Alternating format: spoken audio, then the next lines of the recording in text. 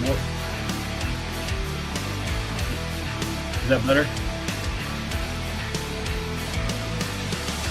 Let me put my volume up. Is that better? Is that better? All right, perfect. Yeah, for some reason I couldn't get on the phone for some reason. Man, I don't.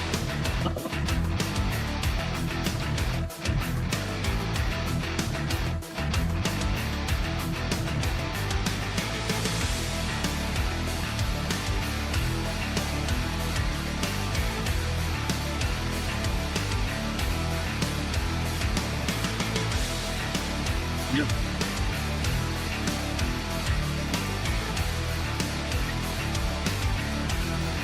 Okay.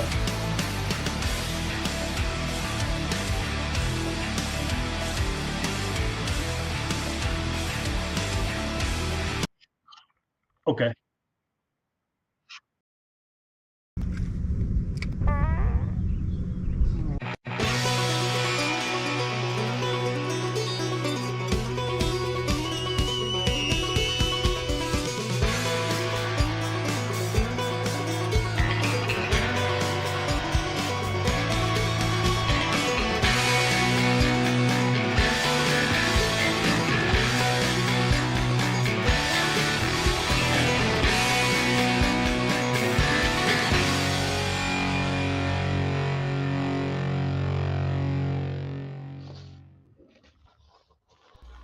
What's going on, everybody? We are live here. It is 7:05. We're only a handful of minutes late here, but we're live.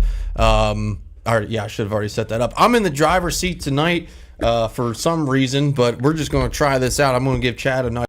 He's always driving for us, so I'm going to go ahead and drive the ship tonight. But as you see, we're joined by a guest in the lower left-hand corner here on your screen. We got our buddy Jason Kaiser from Ardent Reels is going to come in, and we're going to talk a little bit about Ardent and more particular what it means to be a company in today's fishing industry. We've talked to a lot of companies over the last year or so. We've talked with Avid Boats.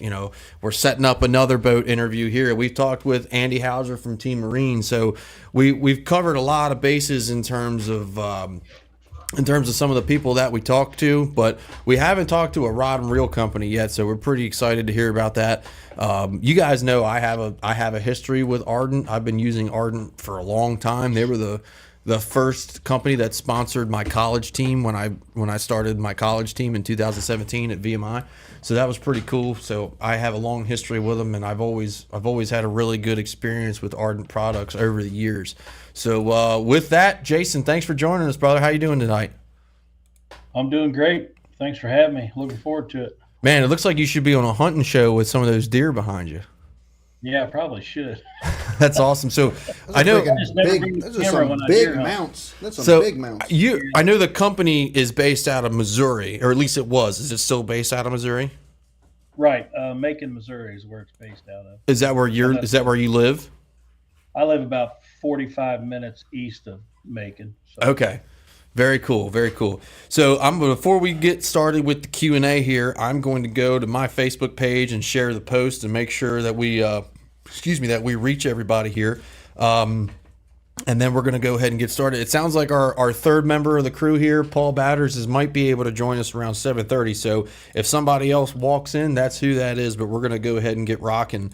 Before we get started with the Q&A, I guess, how long have you been with Ardent? And are you more of a pro staff member, or are you actually a part of the company? Do you work for them, or kind of how's that work? I'm actually a pro staff member with Ardent. I've been with them since 2009. Oh, okay. So you've been there for a while. Yeah. I used to umpire professional baseball. When I got out of professional baseball, I was able to fish a little more, so I got into the tournament scene, and then met one of the other pro staff guy, and he got me on, and I've been with him ever since. Okay, wow, that's really cool. So I got to ask you, because I used to play baseball too, but what level of professional baseball are we talking? I made it all the way to AAA. And, oh, wow. I got invited to Major League Spring Training a couple times as an umpire. So, home plate, or were you on the base path? Yeah, we just rotate. Okay, cool. In AAA, it's pretty much a three-man crew, and we just kind of rotate every night. So what do you think of Angel Hernandez? Is he as bad as people say? Nope, not at all. He's a great umpire. I kind of think the same thing, to be honest with you. Like, Yeah. I feel like the guy gets way more hate than it's worth. Yeah. I mean, he always did. He's a great guy, and he was a great umpire. He got a lot of things right, but the media is the media. Right. So. Well, it seemed like he was the convenient person for everyone to talk about, and it just kind of became a thing. But anyway, we're going to go ahead and get started with the interview here. The first question, and we've talked a little bit before this, but the first question we got for you is, when was Ardent founded, and who founded the company? Ardent was founded in 2005 by Mike Brooks, which he's the former executive director of Budweiser. Oh wow, that's pretty cool. Interesting. Yeah, his goal was to produce an American-made reel, and that worked for a while, and until he realized that we could go bankrupt because everything was been making overseas. So that's unfortunately the way it is right now. Everything is made overseas, and he had to, instead of making them right here in the USA, which they did for a while, he had to send everything overseas. So when did that change? Because I remember when I first kind of got experience with Ardent, way before my college fishing days, that was one of their slogans, was 100% made in the USA. And I understand why these things change, because truth of the matter is, I mean, as we started this podcast about 3 years ago, we've learned so much about the industry just talking to people, and it makes, like, people don't understand. Like, you get so many fishermen that are kind of disgruntled, and they're like, oh man, like, it should be made in the USA. And I'm like, well, you're going to pay a lot more for that. A tremendous amount more. When did that kind of change over? That seemed to be like maybe the 2015, 16 time, if I can remember correctly. I want to say it might have been around that area, around that time frame. I'm really not for sure right offhand, but I would guess between 2009 and 2015. Yeah. Or around probably 2015 is what I would say. I remember the first Ardent product I owned. I bought it at Dick's. It was a 7-foot medium heavy Fishaflage combo. It was a camouflage reel with a black one-piece rod that had micro guides on it, and that thing was awesome, man. And I broke it. I set the hook on a rock one time and just broke it right in half. I had it for like 6 years. But that was my first ever bait caster that I bought, and I kind of just stuck with Ardent. And I've messed around with different brands here and there, but never, like, I've always found myself, like, when I really need a reel I can rely on, I always go back. So like I said, my history is pretty steep with you guys. Which kind of brings me to my next question. So what are the most successful reels out that you have now that you currently offer? It's pretty much the Apex series, the Grand, the Elite, the Tournament, the Magnum. They've been, their flagship reels for many years, as well as the C-Force and the Bolt spinning reel, which are all great reels. Our Vertex Contender, however, is and the Ignite spinning reels are the new reels being produced in Korea right now. And our customers saying those are the best reels we've ever had, including me. I think the Vertex baitcaster is one of the top baitcasters they got right now. I actually have the Ignite, and it is unreal. I've had probably over the years probably 7 or 8 bolts and a handful of finesse spinning reels, but the Ignite is incredible. I mean, it's absolutely incredible. They're all smooth, and they work great. I use a lot of finesse 1000s when I crappie guide as well, so I use a lot of them for my clients and myself on my personal fishing as well. I was literally just going to say, I wonder if our buddy Tom over is watching, because Tom loves Ardent. So we have in our area of the country, I'm not sure if you've fished in the Chesapeake Bay or Potomac region, but we have northern snakeheads like crazy. And they will just absolutely destroy your stuff. It's kind of, I mean, if you guys have bowfin, it's similar to where, like, setting the hook on a bowfin pretty much ruins your spinnerbait, it ruins your rod. It's one of those things. Right. So we have that a lot. And Tom is probably the most prominent snakehead angler in our area, and all he uses are ardent reels, which is really, really cool, I think. Because those guys that are fishing for those are abusing them. I mean, you're fishing in mud holes, 2-3 feet of water, and you're just destroying your stuff. Right. Very, very, very dirty fishing. Yeah. We just pretty much have bass and crappie. There's a little bit of walleye around here as well, but we don't have any of them big time fish you guys got. Right. You go ahead and ask the next one. What would you say is the biggest difference in reels between your price points? For example, like what makes your Apex Grand better quality than like the Apex Tournament? Well, the basic difference between our various Apex series offerings is the number of ball bearings and the type of brakes and the type of braking system. For example, the Apex Tournament is an 8+1 ball bearings and a 270-degree magnetic brake. While the Apex Grand has 12+1 ball bearings, and it's and the addition of an internal centrifugal braking system to the 270-degree magnetic brake. Gotcha. Cool. We got a little bit of noise interference coming in on your end. Do you mind just muting and unmuting just for a second? Yeah, let me see if I can do this without. Okay, there's the mute button. There's unmute. You were good. Good to go. Yeah, I don't know. It was like, it almost sounded like the Predator clicking in the background. It's kind of weird. So one thing I really like. Lasers on the back wall. It's like, yeah, right. There was the 3 lasers coming in. One thing I really like, and because I get a lot of time out of my reels. Like I actually have a couple. I found one in the bottom of a travel bag, and it was actually the Apex Warden, if you remember that one. So that was only sold at Dick's. It was a weird thing where it was only being sold either at Dick's or on Amazon, and there was a limited production thing, and they didn't sell as many, so they were just basically throwing them away. Not really, but they were only being sold for like 2 weeks. I bought 3 of them in 2015. I still have one, and I still use it. Which I think any reel that you have for that long and you use for that long that says a lot.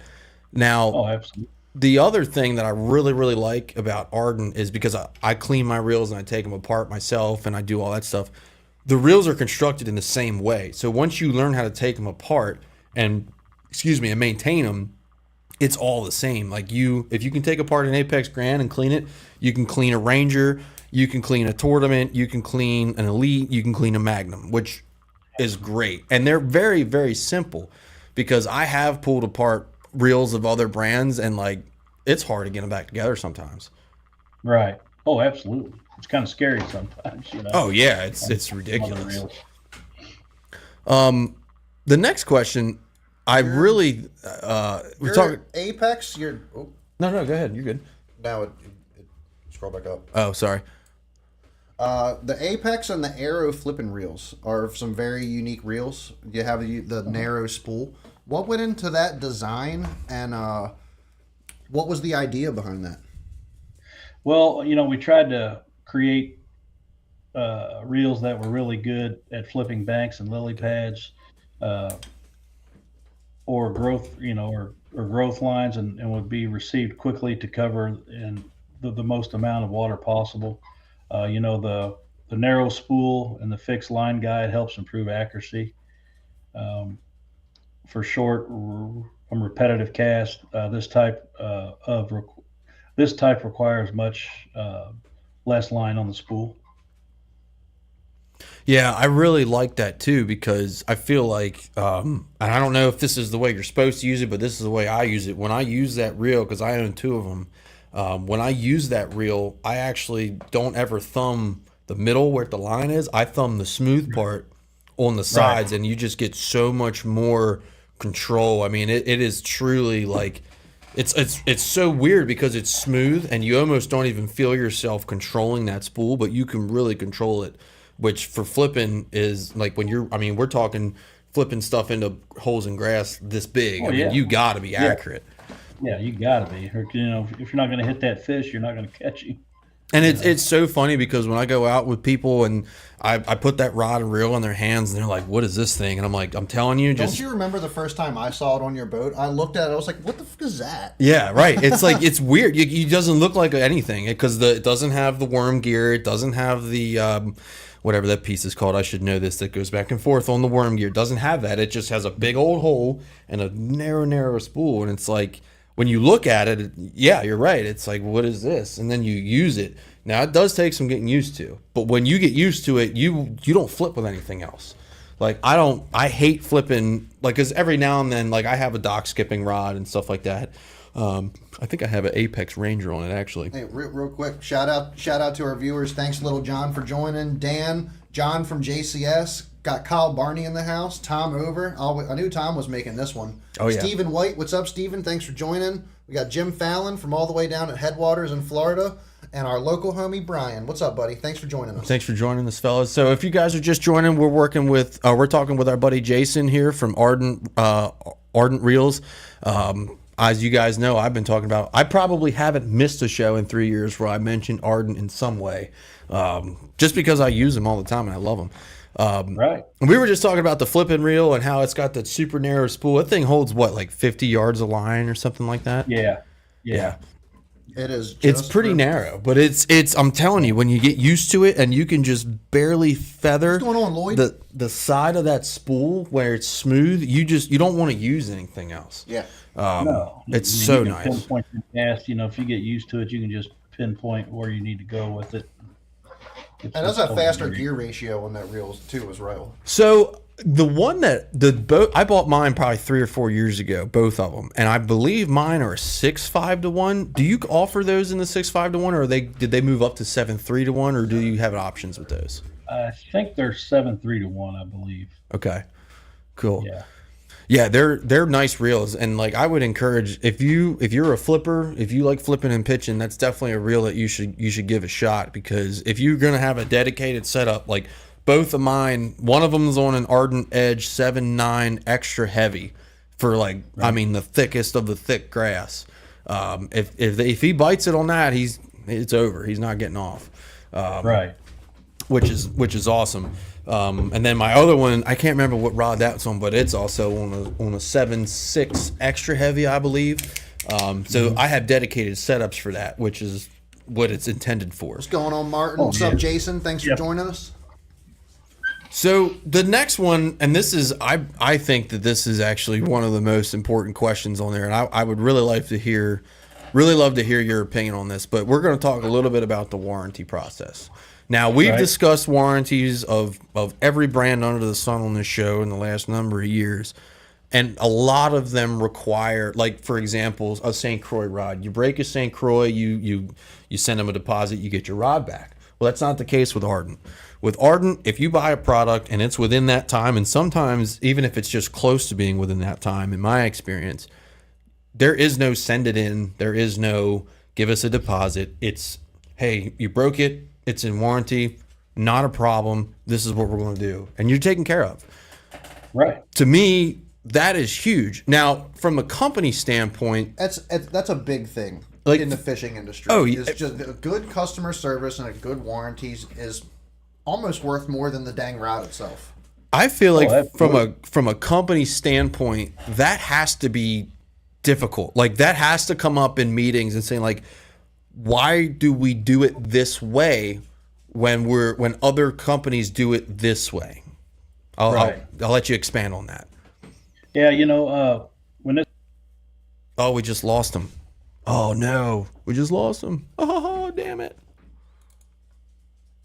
Hold on. We're going to get him back here in just a second. We just lost Jeff. Give us one or Jason, I'm sorry. Why does this thing can do that? Hold on, folks. We're going to get... Oh, he's back. We got him back. Sorry about that. We lost you for a second. It might do that. I didn't hear. Yeah, I didn't see anybody. I don't know what happened. Probably my internet. Who knows? No, it's the software we're using does that every once in a while. It likes to be a bunghole. Right. Yeah. So we're talking about the warranty. You go ahead, sir. Yep.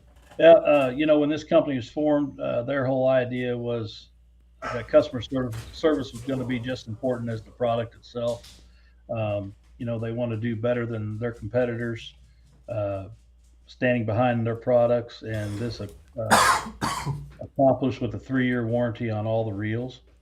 Uh, and on a rare occasion something goes wrong, send it in, and it can be promptly fixed or replaced, and returned to you. By not having a deposit, the burden uh, is on Ardent, to make things right on it, and just I got to it's set the up best. another microphone for Paul. It's the best warranty in the business. 3-year warranty, and the customer isn't out any extra additional Right. money. You can just send it in and they'll fix it or replace it, no questions asked, and you move on. So as I said earlier, we're going to be joined by the legend himself, Mr. Paul Batter. So Paul's in here right now. We're going to spend a moment getting him set up, and then we are going to continue with the questions. Here. You know what? Here, you just use that one. You just let me know if once we're good to go. What's going on, bud? How you doing? Good, buddy. All right. You need headphones. Me? Okay. Bear with us, folks. This is not a perfect process. We don't have a crazy high dollar budget. I got to add what makes it great. microphone. And are we good to go? I think so. I'm Yeah, so sounds proud good. of you for knowing how to do that. Well, so here the funny thing is we've been doing this for a couple years, and this is the first show I have ever actually driven, and I've that just on, been Jim? watching him do this forever, and I actually kind of learned how to do it. So a couple things I want to accentuate, as we had some things going on our end here, but the warranty for me is huge, right? Like I had a situation last summer. I bought it was a 6.9 light. It was a 6.9 light rod, an Ardent Edge rod, and I got on a big school of fish. Oh yeah, Paul needs a brew. Got on a good school of fish on a local body of water, and it was just they were schooling. It was an evening thing. Every cast you threw in, you were catching one. And there were some big ones, there were some small ones. I had like a 1.5-pound largemouth, and I flipped it in the boat, and the rod broke. And as Right. terrible as that was, I knew that I was fine. I reached out to the warranty department. It used to be Tim. It's a different person Yep. now. Tim Thompson. He was legendary, man. He was amazing. He went ahead and retired. Did he? Man, that sucked. Yeah. I know. To be fair, though, the guy that filled him in did a really, really good job. They sent me a sheet. Hey, what happened? Send us some pictures. That was on a Thursday. I had a new rod, 0 charge, nothing, on Monday. Sorry, Paul's getting dragged for being late. It happened. He said a Skeeter guy showing up late. Weird. Oh yeah. Hey, before we said that, we should have asked what kind of. But it boat was a Jason smooth runs. ride getting here. What kind of boat do you run, Jason? I run a Skeeter ZX200. Nice. My man. Right Foot in mouth. Foot in mouth. Yeah. So Chad runs an aluminum Ranger. I ran. That's the real foot in the mouth. Yeah. I ran a 518 VX for years. I actually just got into 21-foot Bullet, and then Paul runs a new ZXR20. So we kind of got a little bit of everything going on. I came from a champion too, so Yeah, I think that was a legend. It was a legendary boat for sure. So next question we got for you here, and I will actually let Paul go on this one. So we're on question number 6. So, tell us a little bit about the rod series that you currently are offering, and what are some of the characteristics of them? I know, I poked around on the website the other day, and just kind of see, what was there, and what's kind of the differences between some of the. I know you have the Ardent Edge. And then there's is it the tournament series? Tournament Pro. Tournament Pro. Okay, yeah. I thought of something like that. So what's really the difference between those two, and is one better for something than the other? Well, the tournament, like I said, we have 2 rod series. The Tournament Pro series is the one-piece IM7 graphite design with stainless steel line guides, and it's got the golf style grip on it. The Edge series is the flagship rods. They use very high quality graphite blanks. They got micro guides. with ceramic inserts with the EVA split grip foam handles. So they're two great rods. I've got a little bit of everything on those. I've got the tournament series and I've got the Edge as well. So um, great rods. They're just great rod to have in your arsenal. What I'm going to expand on this, and I'm sorry because I did not put this. I did not put this on the sheet. But one of the things I notice is that sometimes there's less options. It's weird. Like, so sometimes for a period of a couple months, you go to look at the Edge rods, and there's 5 different lengths and 5 different powers. Sometimes there's 2 or 3. What kind of schedule are you guys on with your suppliers to where, like, does that hamper things? Because I've talked a little bit to Mr. Burks over the years, and some of the conversations we've had is there's a lot of it comes back to the supplier. If the supplier is not giving this or that, it limits the company. Can you expand on that a little bit? Yeah, I mean, I think he's spot on that. On that, I don't really, I'm not there day to day, so I don't really know, in depth on that. But I mean, that's what he's told me as well. It just depends on their supplier, and I mean, I know they, put their orders in, when they need to, and it's just a matter of, when they're going to get to making, and they can start shipping them out. Right. So, continuing on the rod thing, and if you can say, what kind of blanks do you use on those? Is it? I know I haven't really used Ardent in a while. I did use some stuff in the past, and I know in the past everything was, American made. So where are your blanks made? If you can say, if you can't, that's fine too.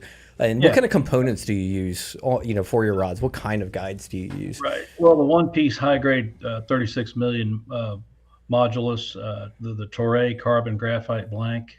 It's exclusive carbon cloth wrap, gray with blue thread wraps. Is what blanks they're using right now. Cool. Now, are those coming from? You said some of your Ignite and the new baitcaster. I can't remember the name. You throwing me a blank now. It's the But you said they're made in Korea. Are the blanks from Korea as well? Vertex Contender. That's the Vertex Contender. Yeah. Are the rods made in Korea as well, or are they sourced from a different location? I believe so, but I'm not 100% sure. Okay, cool. So, I've used Ardent Edge. I've used most of the Ardent rods that I own are Ardent Edge rods. I remember back in the day. So actually, if you have to go back maybe a year or two. We actually had Mr. Denny Brower on the show twice at this point, and he was an Ardent guy for years. So that was really cool. Because his flipping reel was the first. That was the first of the narrow spool reel, wasn't it? Yeah, it's the blue. Yeah, it was blue. Yeah, Yep. F7 or something like that. Yep. Yeah. Yeah, so that was really cool because I remember before like even the tactical bassing got big, wired, like Denny Brower was one of the first guys on Wired to Fish, and he was showing like all the back in the old days when guys had 7-inch units up on the front of the boat, like flipping, pitching, swim jigging, bows bait grass mats and stuff. So that was really cool to see. But yeah, I do like the Edge rods a lot. I mean, they're good rods. For me, it's the price. I mean, for what you're getting for the price and the warranty is massive. Because there's no secret you can go out and get a more expensive rod. I mean, I own some of them, but if it breaks, you're done. I mean, for some of them, not all, but for some of them, if it breaks, you're out. Yeah, there's some rod companies out there that you got to pay them so much money to get it replaced, and Yep. all that stuff. So $70. Yeah. So the next one here, Chad, I'll let you go on that one because I can talk Ardent forever. This is a decent question. I like this question because it's been changed here recently, but what will the recent enacted tariffs, how will they affect Ardent? And expanding on that, is it better for customers to have their materials do you think how do I word this correctly?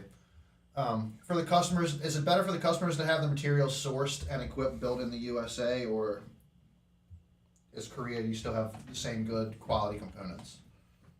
Yeah, I mean, you're going to have the same quality of components, but we are going to see the light or a slight increase on the cost due to the tariffs, but we have done a pretty good job of passing a little cost on to the customer as possible. Um, we would love to return to manufacturing in the U.S., but it's still currently a bit out of reach. As far as Mhm. the money goes, you got to raise the prices.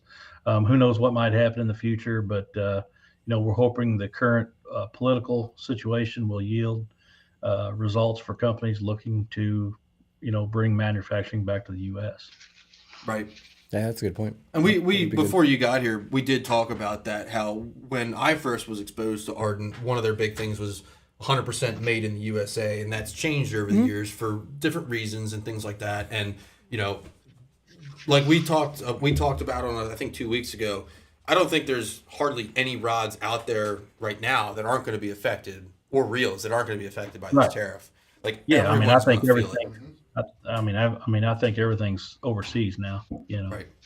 Yeah, I mean, I don't. even the companies that build their rods in the U.S., their components are still coming from overseas. So you're Absolutely. still going to see, you're still going to see some sort of increase, whether it be in raw materials that they're using to make their blanks, or components that Right. they're using to guides, reel seats, things like that. So yeah, I mean, everybody's gonna see the impact of those tariffs. Hey, Larry. Right. Hey, Josh. Absolutely. Thanks for joining us, guys. Josh, have a good gig tonight, brother. Kill it. So the next question. Oh. Sorry. Go ahead. Just throwing this out there, since I saw Josh there. Did you mention that the guys in the Elite Series were fishing approximately as close as we're sitting right now? We're gonna get into that. We're gonna get into that after. If you want to stay on and offer your opinion on that, Jason, please, because me and Paul talked at length about it today. So the cool thing His is, comment had me geeking out earlier. The I'm cool- just gonna say it. He was like, "You could literally reach over and jerk each other off. They're so close." oh, it was insane. It just like blew my mind. But yeah, so it's funny because me and Paul, we have different opinions on a lot of stuff, and we're buddies, so it's fine. But it's like, that's going to be a fun conversation. Speaking of Pro Series, who are some of the pro anglers on any of the 3 big tours that are sponsored by Ardent currently? Let's see. Arden has decided to pretty much go a different route with sponsorships by limiting the number of pros on their roster.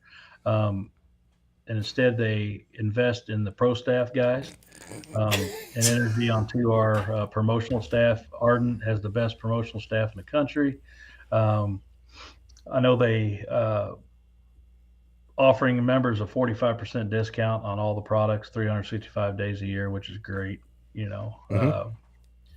get access to special rates, special sales and promotions, priority repair, service on repairs. I'm 45 minutes away, so if I step on a handle and bend it, I just take it up there the next day and it's fixed. I mean, I'm kind of unique. I can drive up there 45 minutes away, but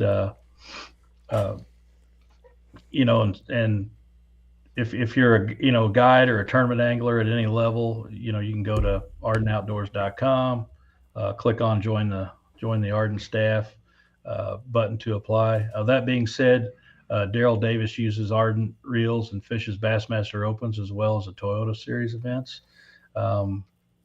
Events with MLF, however, our biggest name and probably MLF is MLF commentator for a long time. Pro angler JT Kinney is one of the top Maryland Ardent guy. guys. Yeah, he's I met him at all the ICAST in 2018. That was a really cool experience too. So funny story about JT Kenny is, like, I knew JT from fishing the pro series, and then from Right. commentating, and a friend of mine posted an old Maryland Bass Nation picture from like 1998 from Deep Creek Lake, and I'm like, that's JT Kenny. I never even knew he was from never knew he was from Maryland until a friend of mine He's been posted using Ardent that. Reels for 15 years. He's been using them for 15 years. So he's a guy you're going to see on the videos on the website and all that stuff. So this is probably my favorite question on here. We talk about product innovation, right? And I'll use the Apex Elite as a staple because it's been around forever. I mean, that's probably been in the lineup for close to a decade at this point. Like when you're innovating a product, how do you take something that's already good and make it better while still maintaining familiarity with the clientele that uses the product? Right. It's high performance, cost, and consistency. Our products are really great quality, but it's important that each batch of reels is as consistently great as at least one, and that the quality never dips. So we also want our products to be accessible as possible to as many customers as possible. Um, so cost that the quality that so that cost effectiveness is another important feature. Fortunately, we have been blessed with a really popular series like the Apex series, which we're trying not to mess with the formula too much because that formula seems to be working pretty well. It's funny because I have some reels that are so old from Ardent. And the funny thing is, I have guys in my club that have had a couple old Apex Elites that have just been abused and used, and they'll just give them to me because they know I'm an Ardent guy, and they'll be like, "Look, it's so old. I never cleaned it. It doesn't work. I'll pull it apart, clean it, and it works." And a lot of my older reels, because I try to get the maximum amount of life out of them. If I'm bombing a frog, you know where I'm going with this. Tony knows how to make a penny squeal. I will bomb a frog with a 7-year-old reel, and it sounds like the Banshee itself, and that frog is still flying. Like, I've got to say, the first time I fished with you and you casted that frog reel, I thought that thing was going to detonate in your hand.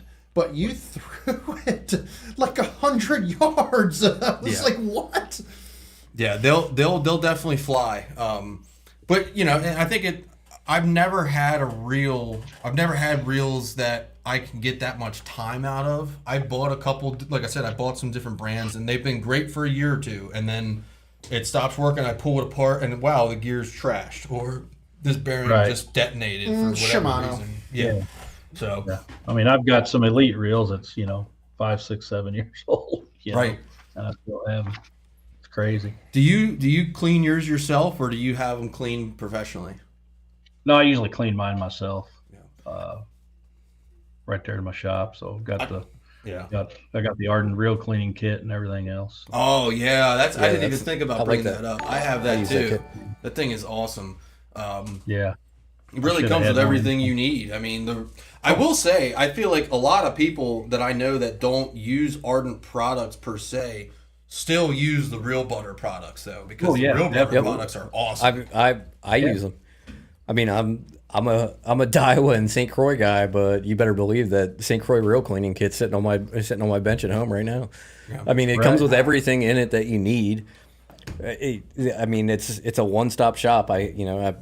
I can't remember how much it was. It's been a few years since I bought it. You mean the Ardent Real Cleaning Kit? Okay. You said Daiwa. Yeah. You got the real butter, the oil, I mean, it's got a brush to clean stuff. It's got, a little screwdriver there. And got a little rag, you got the whole 9 yards. Yeah, exactly. And it's not expensive. It's like $15 or $20 on the website. It's awesome. Right. Right. I actually did some videos with Ardent for the real cleaning kits for Amazon and stuff recently. So cool. I'm curious because I do a lot of reel cleaning myself with all my Ardent reels, and every time I clean one up, it takes me like 5-10 minutes because I'm so familiar with them. I'm like, damn, I should have made a video with that because that would have been great. And I never do it. I need to do it and send it in. If I was to send it in, would I just send it to you, or would I send it to Matt, or how would that work? I think you just send it in to Matt. Okay. What's going on, Morgan? Cool. And then Matt takes care of all that stuff. So I did, when I get a phone call, hey, do you want to do another video? Yeah, sure. Perfect. Let's go do it. So I'm going to jump a little out of order for a second. And since we were talking about longevity, so kind of fits in. Paul, you want to ask this question? Yeah. I can scroll as we go. So I have a problem if I cross your eyes. Sorry. This question actually works out well because I'm one of these people.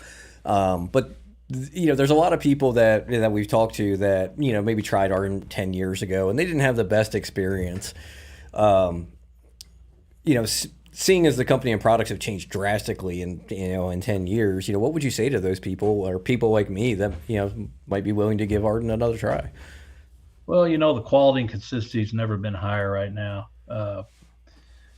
It's performance and durability. Is important to you, then it's important to us. The tiny little shelf we have for repairs is a testament to the consistency of our products. Uh, I mean, it's just I mean, they're great. I mean, they're great reels. We just want to make sure the quality's there, and it is.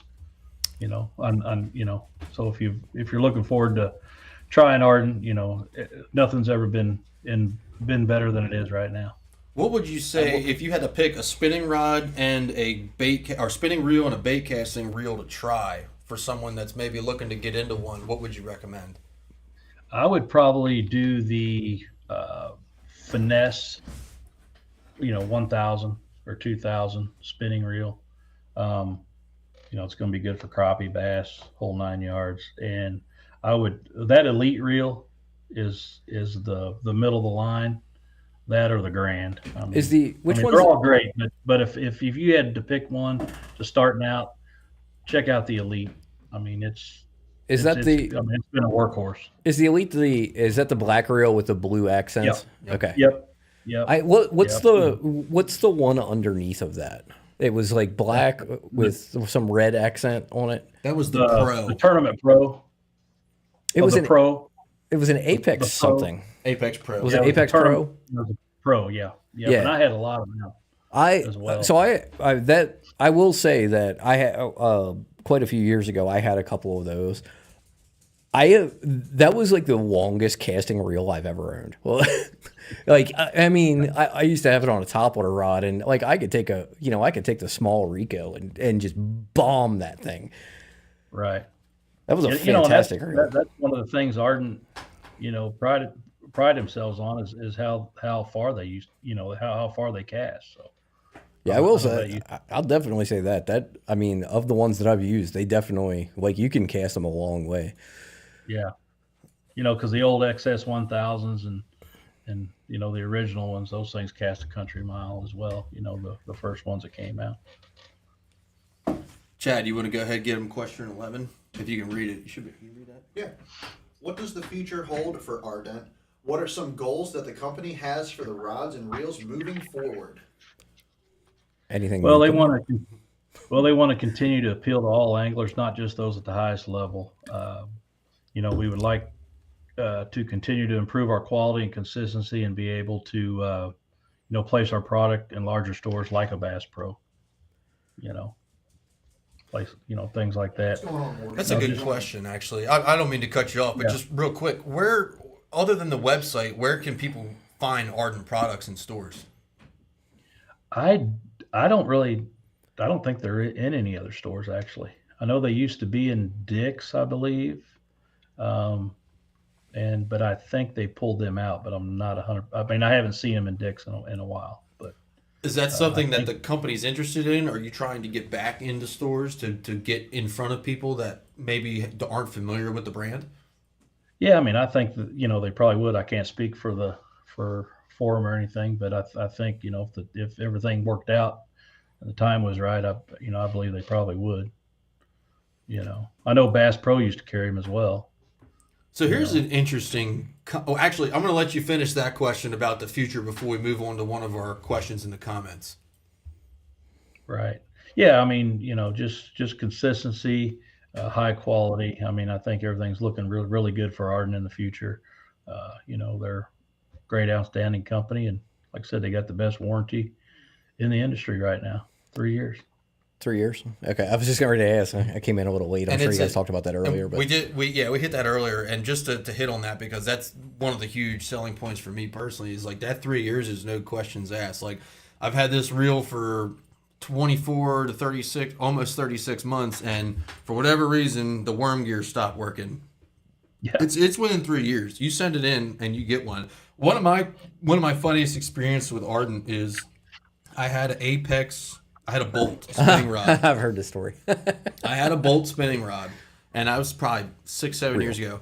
I took it apart, and I couldn't get it back together because I I couldn't get it back together. For whatever reason, I tried for hours to get this thing back together, and I could not get it done. Hey, Bunky, thanks for joining. And I actually sent it in. I work with Mr. Tim Thompson. I sent it in, and when they sent me the package back, it was a whole new reel. Like, it wasn't my old reel that they put back together. It was just a new one, 100%. And I even said, this isn't the same reel. He's like, yeah, I know. We sent you a new one. I was like, Roger that. Like, all right, cool beans. I mean, you're going to run, as you know, I mean, you're going to run across, in my opinion, the best customer service out there, hands down. Oh, Jim has so Jim has two comments I want to get to. The most recent one is, are the casting reels built with brass or aluminum or plastic gears? I believe aluminum. Yeah. That checks out if I remember correctly. I'm pretty sure it is. Yeah, it's a pretty thick, dense aluminum. It's not like when you pull them apart, it's not cheap. Now there are brass components in the reel too. Right. Whatever. What's that gear? The pinion gear. Yeah, the pinion gear is brass, and the gear that drives the worm gear is plastic. But that never really wears out though, because there's really no torque on that. Right. And then the other comment, now this might be a tough one for you to answer. What brand of reel would you say Ardent will be equivalent to if you had to pick another brand that maybe people are more familiar with? I would probably, equivalent wise, I would say probably lose. That's what I was going to say. He said lose. Yeah. Yeah. Yeah. I'd say lose. I mean, in my opinion, I would say that, Cool. And then we already hit that one. So I think this is the last question before we get into our Bassmaster Elite discussion, which you're more than welcome to stay on with us. And this kind of goes back to something that some things that you mentioned earlier. So you might be repeating yourself, but what would you say is the biggest thing that sets Ardent apart from other brands in the industry? Customer service. When you call or email, they get back to you promptly. They care about your experience when you show up to Ardent, whether you show up there or you call or email. They're a very small company, and so you will never just be a number to us. They like to get to know you personally.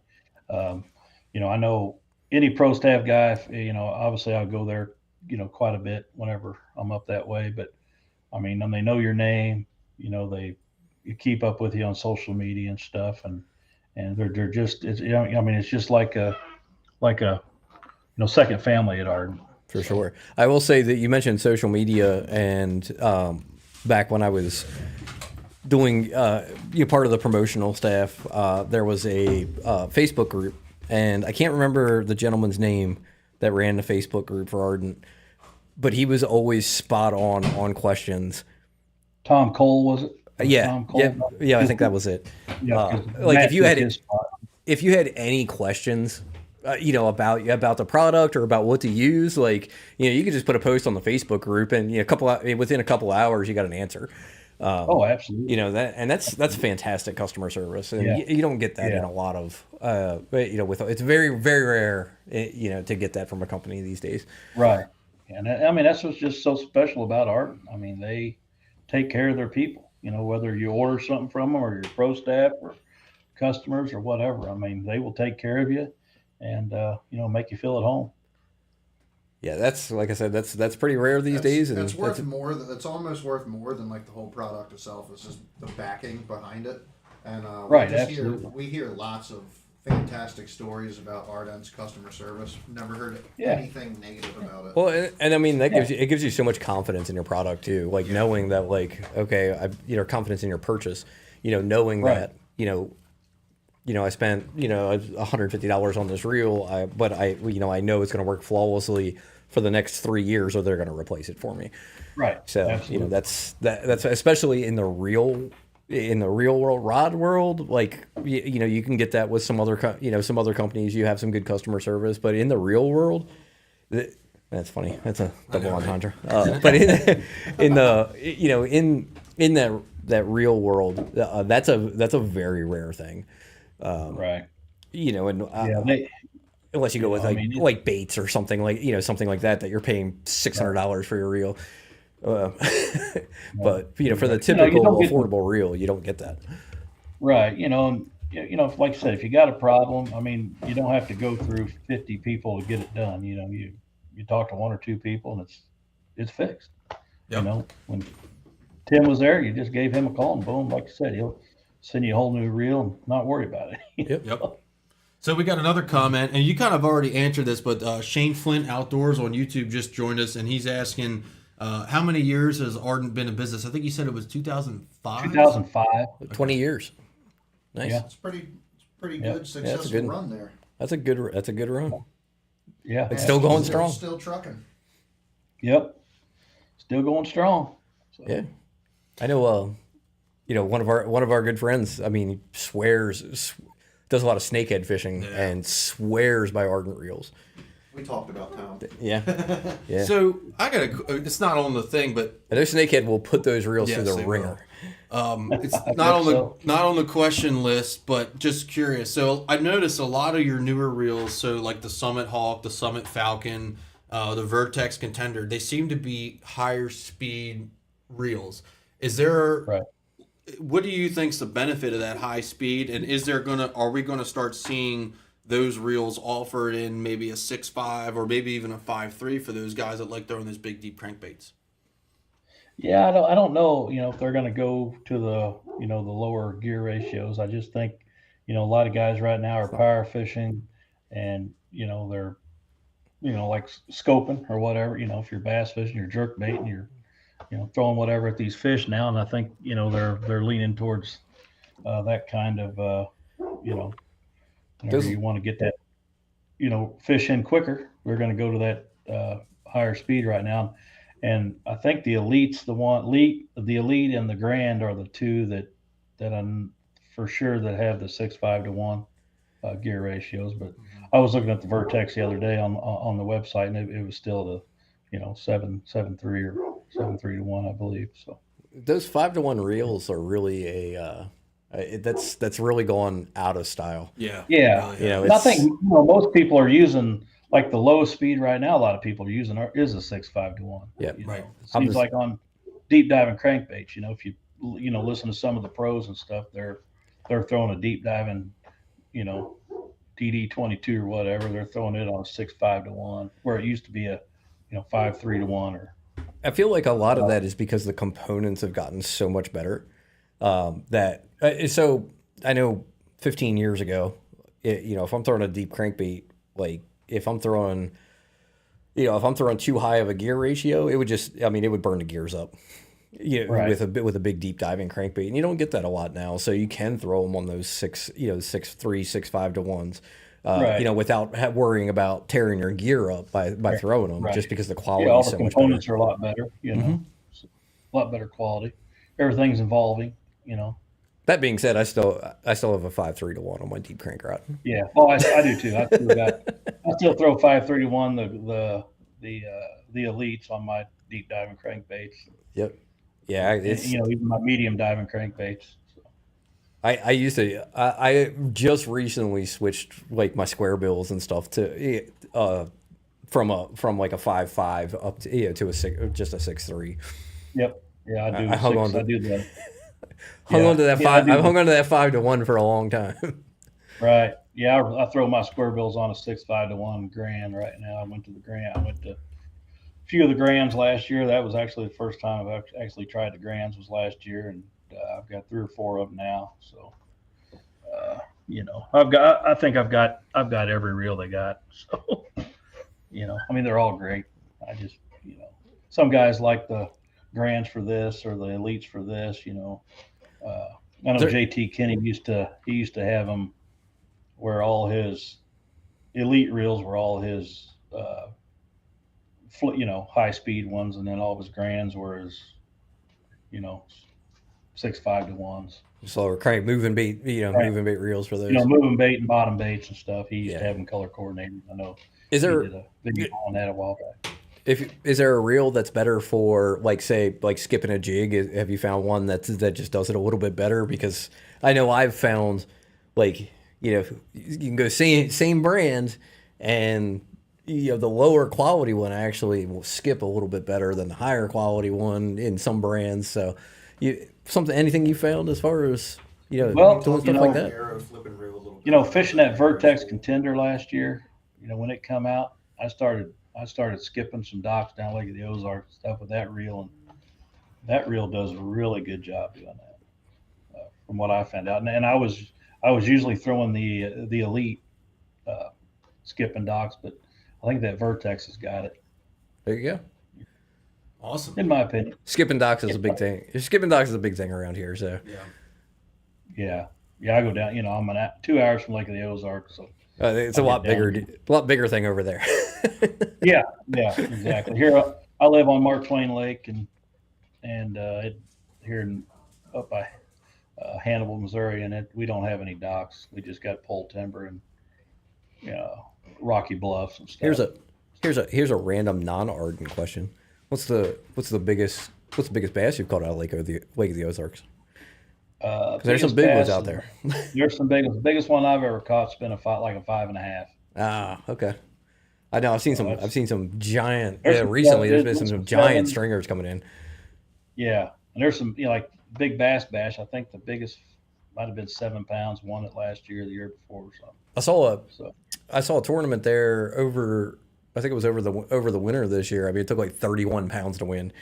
It Right, was yeah, just there's a crazy. lot of times 20 pounds won't even get you, a check. I know they're having the Toyota Series, MLF Toyota Series yesterday, today, and tomorrow. I'll have to check that So out. and I'm sorry. Yesterday. What is today? Friday. Yeah, yeah. Today's Friday. Yeah, so tomorrow should be the last day. yeah, tomorrow's the last day. So, and I haven't checked today on what the weights are the last couple of days. But I heard yesterday they were struggling. yeah, it's been pretty tough because the ice just came off. Makes And sense. yeah, so it's been a little finicky, but I'm sure somebody down there is going to find the sack. But So you I guys think got that. they were thinking it was going to take like 15 or mid-teens every day to probably win.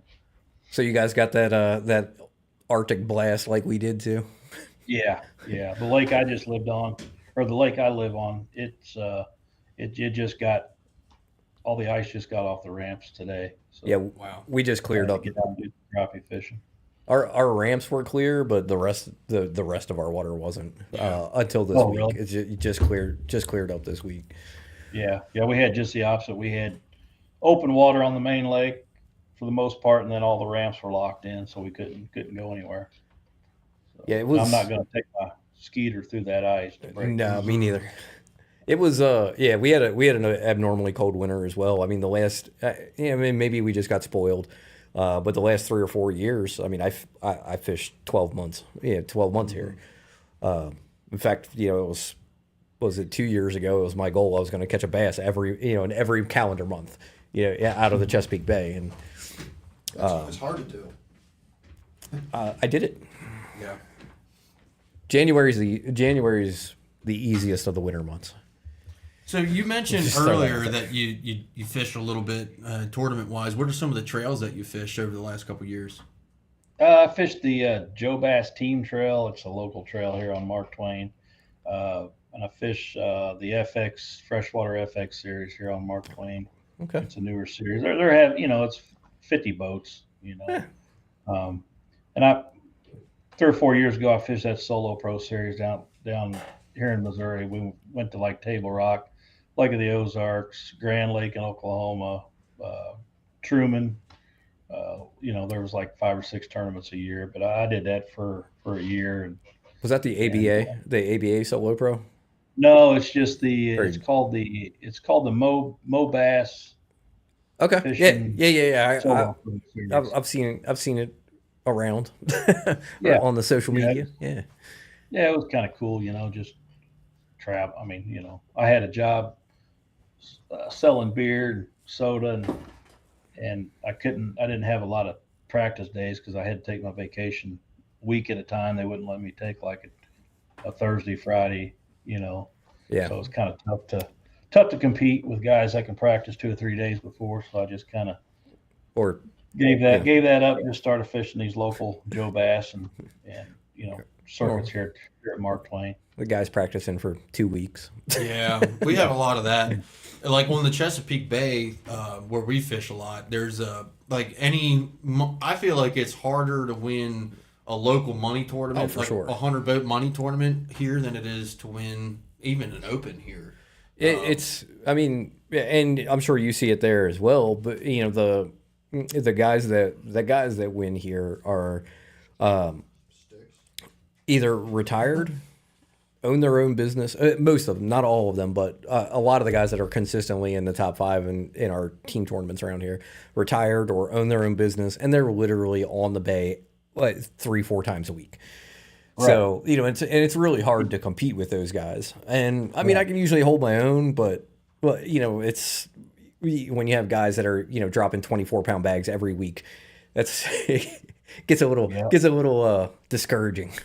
Yep, that's the way it is here. You get guys that are retired. They're on the lake, Tuesday, Wednesday, Thursday, and then they take because Mark Twain's kind of a weird lake. I mean, it's known more of a crappie lake, but it's got some decent stuff. I mean, we had some 20-pound sacks, but it's just you can go out and I used to go out and find them Tuesday, Wednesday, Thursday, and then and then now all of a sudden Saturday or Sunday shows up. It's like the fish know it's Saturday or Sunday, and then they disappear, and you got to go scratch what you do. So it's not just your lake. Yeah. Yeah. At least you guys got that problem too. But it's not just your lake. This lake here can humble you, but there's guys that are you got to put your time in. It's like anything else. I live 3 miles from the boat ramp, so I can. It's nice, isn't it? I can get there whenever I need it. Yeah. It's nice. It's nice living that close to the boat ramp, isn't it? I'm a mile and a half from the boat ramp here. Yeah, it's a good thing. I enjoy it. I can get home from work, change, hook up my boat, and I'm idling out the canal in 15 minutes. I get home at 4 o'clock. By 4:15, I'm idling out the canal. Right. Yeah, when I was selling beer and soda, I'd get home at 2:30 after the route, and I was, after my route, I'd be on the water by 3 o'clock, and don't you ever work? I'm like, yeah, I live a mile and a half from the ramp, 2 miles or whatever. So I'm the same way. Different than some guys in St. Louis or wherever that get off work and they takes them 2 hours to get here. They can't do that every day, but I can. So. Yep. Yeah, I get it. I mean, I even better. I work from home now, so I just hook up the boat during my lunch. When I'm taking a little lunch break, and it's soon as I clock out, I'm gone. Yeah. I'm already ready to go, man. So 5 minutes, I'm on the water. Ain't nobody beating all the local tournaments. Do you have your boat wrapped by Ardent by any chance? Just curious. I do not. I've got Ardent on the wrap, I believe. Yeah, but I had another company pay for it. Oh, cool. 2 or 3 years ago. It might have been 4 years ago now, but they paid for the. A couple different companies got together and paid for the wrap, and then I put Ardent's decal on it. So cool. But how does your wrap hold up after that time? I just got my boat wrapped this year, just because. So I accidentally ended up in a 21-foot bullet, and it's funny because I bought it as a project, and the more I crawled in it, I was like, yeah, I can't. Like this is way above my skill grade here. Right. And so the guy that owned it before me, he had plasti dipped the entire boat. It blew my mind. Oh man. Yeah, it was horrible. And then I took it up to our friends up here in Rhode Island. Tony was still like, yeah, I'm going to buy it. Yeah. I mean, it's a 21-foot bullet. It's fast. But I took it up to our friends. You're lucky you didn't die in it the first time you took it out. Yeah, go ahead. Tell Jason about that experience. So I bought this boat, right? And like as I'm looking through it, where the bolts, where they had the motor, where they had the jack plate bolted into the transom, there were some cracks from like they'd over tightened the bolts, and I'm like, huh, okay. So I'm talking to the salesman, and he's giving his pitch, and I'm just like, here's where I'm at. This thing needs serious work. I'll pay you for the trailer and the motor. Is where I'm at, and he's like, yeah, no problem. I was like, okay, that should have been a red flag. And it kind of was. I ran it a couple times. That's the funny part. He actually ran the boat. Yeah. So with a bad transom. So it was so bad when he took it to JCS up in Rhode Island. They looked at it and said, if you didn't have a motor toter on there, your motor would have been in Jersey. Oh my! Yeah. He's like, it would have fell off the back on the way on the Jersey Turnpike somewhere. The amount of work that they ended up putting into this boat was a 120% complete restoration. Pulled the cap off, new stringers, new transom. That's basically a brand new boat. everything. Yeah. Wow. Yeah, we did everything. Except for some gel coat on the bottom, on the bottom half on the That hull. actually looks pretty good still.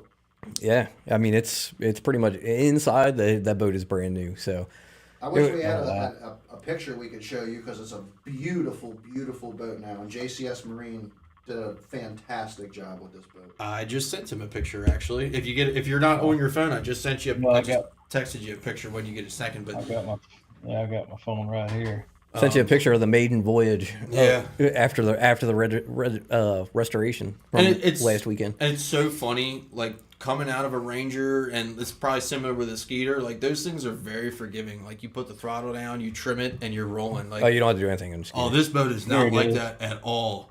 This boat is not like that at all. Like if you are wrong on the trim, if you are wrong on the jack plate height, if you are wrong with how you balance the boat, it's going to give you a hard time. Yep. Yeah. Yep. Yes, sir. Yeah, it's It's so different. Tony was so frustrated the first time. So we went to we had a power plant lake, not too a few hours away from us. We all went down there last weekend, and the first day we were out there, Tony was so frustrated. He's like, "There's something wrong. This prop's not right." And I couldn't drive it. Couldn't drive the boat. He's like, "It won't go more than 65 miles an hour," and it would just should be like- like an 85 mile an hour boat. Yeah. Right. Like was gonna eventually kill he me. calls. We have some other friends of the show down that are down that way. Propeller Dynamics, and they he talked to one of the guys there, and he's like, "Yeah, you're just over trimming it." And he's like, "What?" Never heard of over trimming a boat. Yeah, didn't know that. He's was like, "I just get in the Ranger, get in the Ranger, Yeah, hold it to the floor, and hold the trim up." Wow. Yeah. Yeah. So you actually, that yeah. wrap I got. The wrap I got's held up pretty good. I think I've had it 4 years now. It seems it's peeling off in the back a little bit, but Yeah, that's about. My buddy had his Charger wrapped, and about 3 years, and he fishes a lot. And Right. about 3 or 4 years, it started. Is when it started. You started to see little places peeling off where you had nicked it and drug it on a branch or something. Something like Right. that. yeah, I might take this wrap off here before too long. Maybe I'd like to get an Ardent wrap on, just Right. whole Ardent, and then put everything else around it. Don't end up like my buddy Frank. He took his wrap off and was like, "Dang, I forgot how pretty this boat was." Right. He's like, I don't Oh, think I I know. put a wrap back on it. I know it. Yeah, I looked at pictures of the boat when I bought it back in 17 on my phone the other day. I was like, man, if I take that wrap off, I'm probably going to leave the wrap off. That's exactly what my buddy Frank did. So Just mine peeled got it off and was like, re-gel coated. Yeah, mine got re-gel coated before they put the wrap on, and they were sending me pictures, and I was like, I don't know if I want the wrap now. Like this looks really Right. good. Oh, yeah. So you've answered all our questions, and before we Hope I move didn't screw 'em up on, too, man. yeah, but before we move on, I gotta ask your opinion, and then we're gonna get into it on our end too. But do you follow the Bassmaster Elite Series at all? Yeah, a little bit. I haven't paid much attention to Okeechobee the last day or so.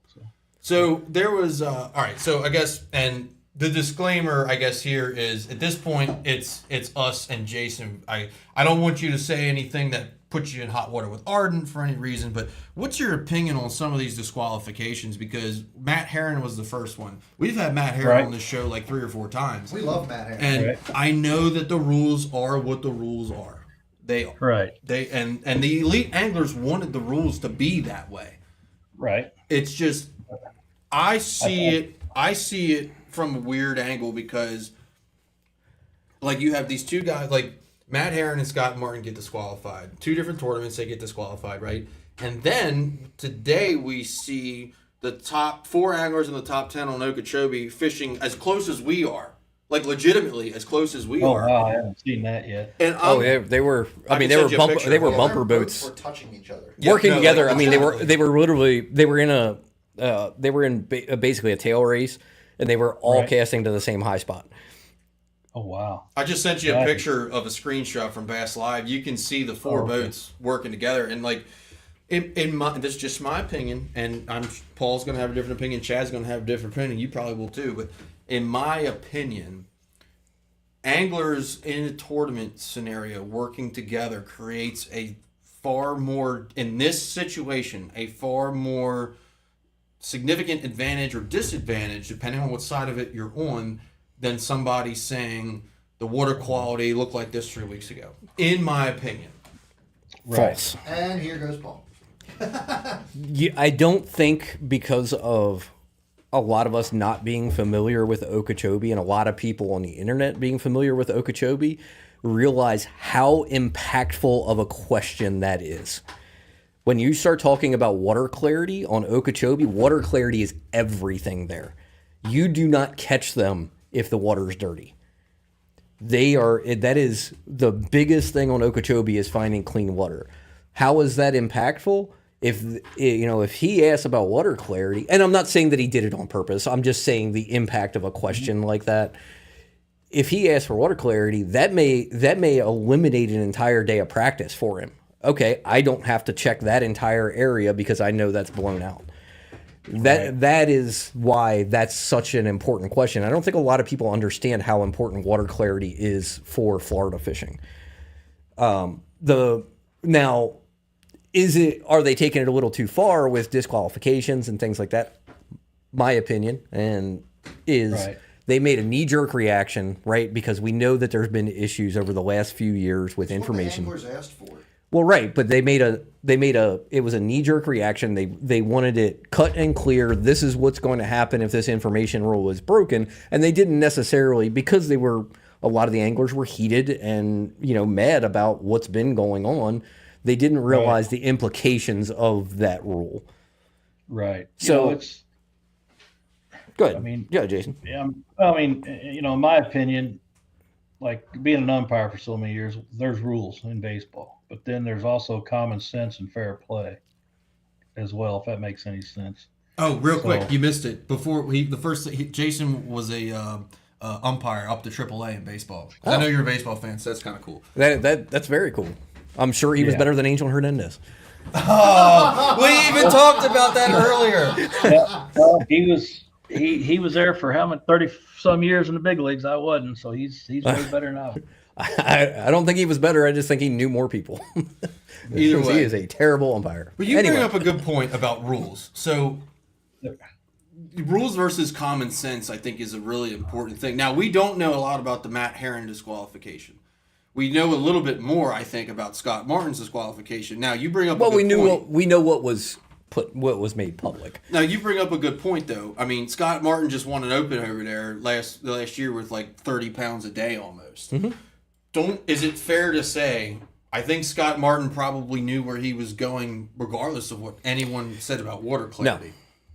You don't think so? Nope. I think he would have an idea, but there's still specific areas he's going to have to check and practice.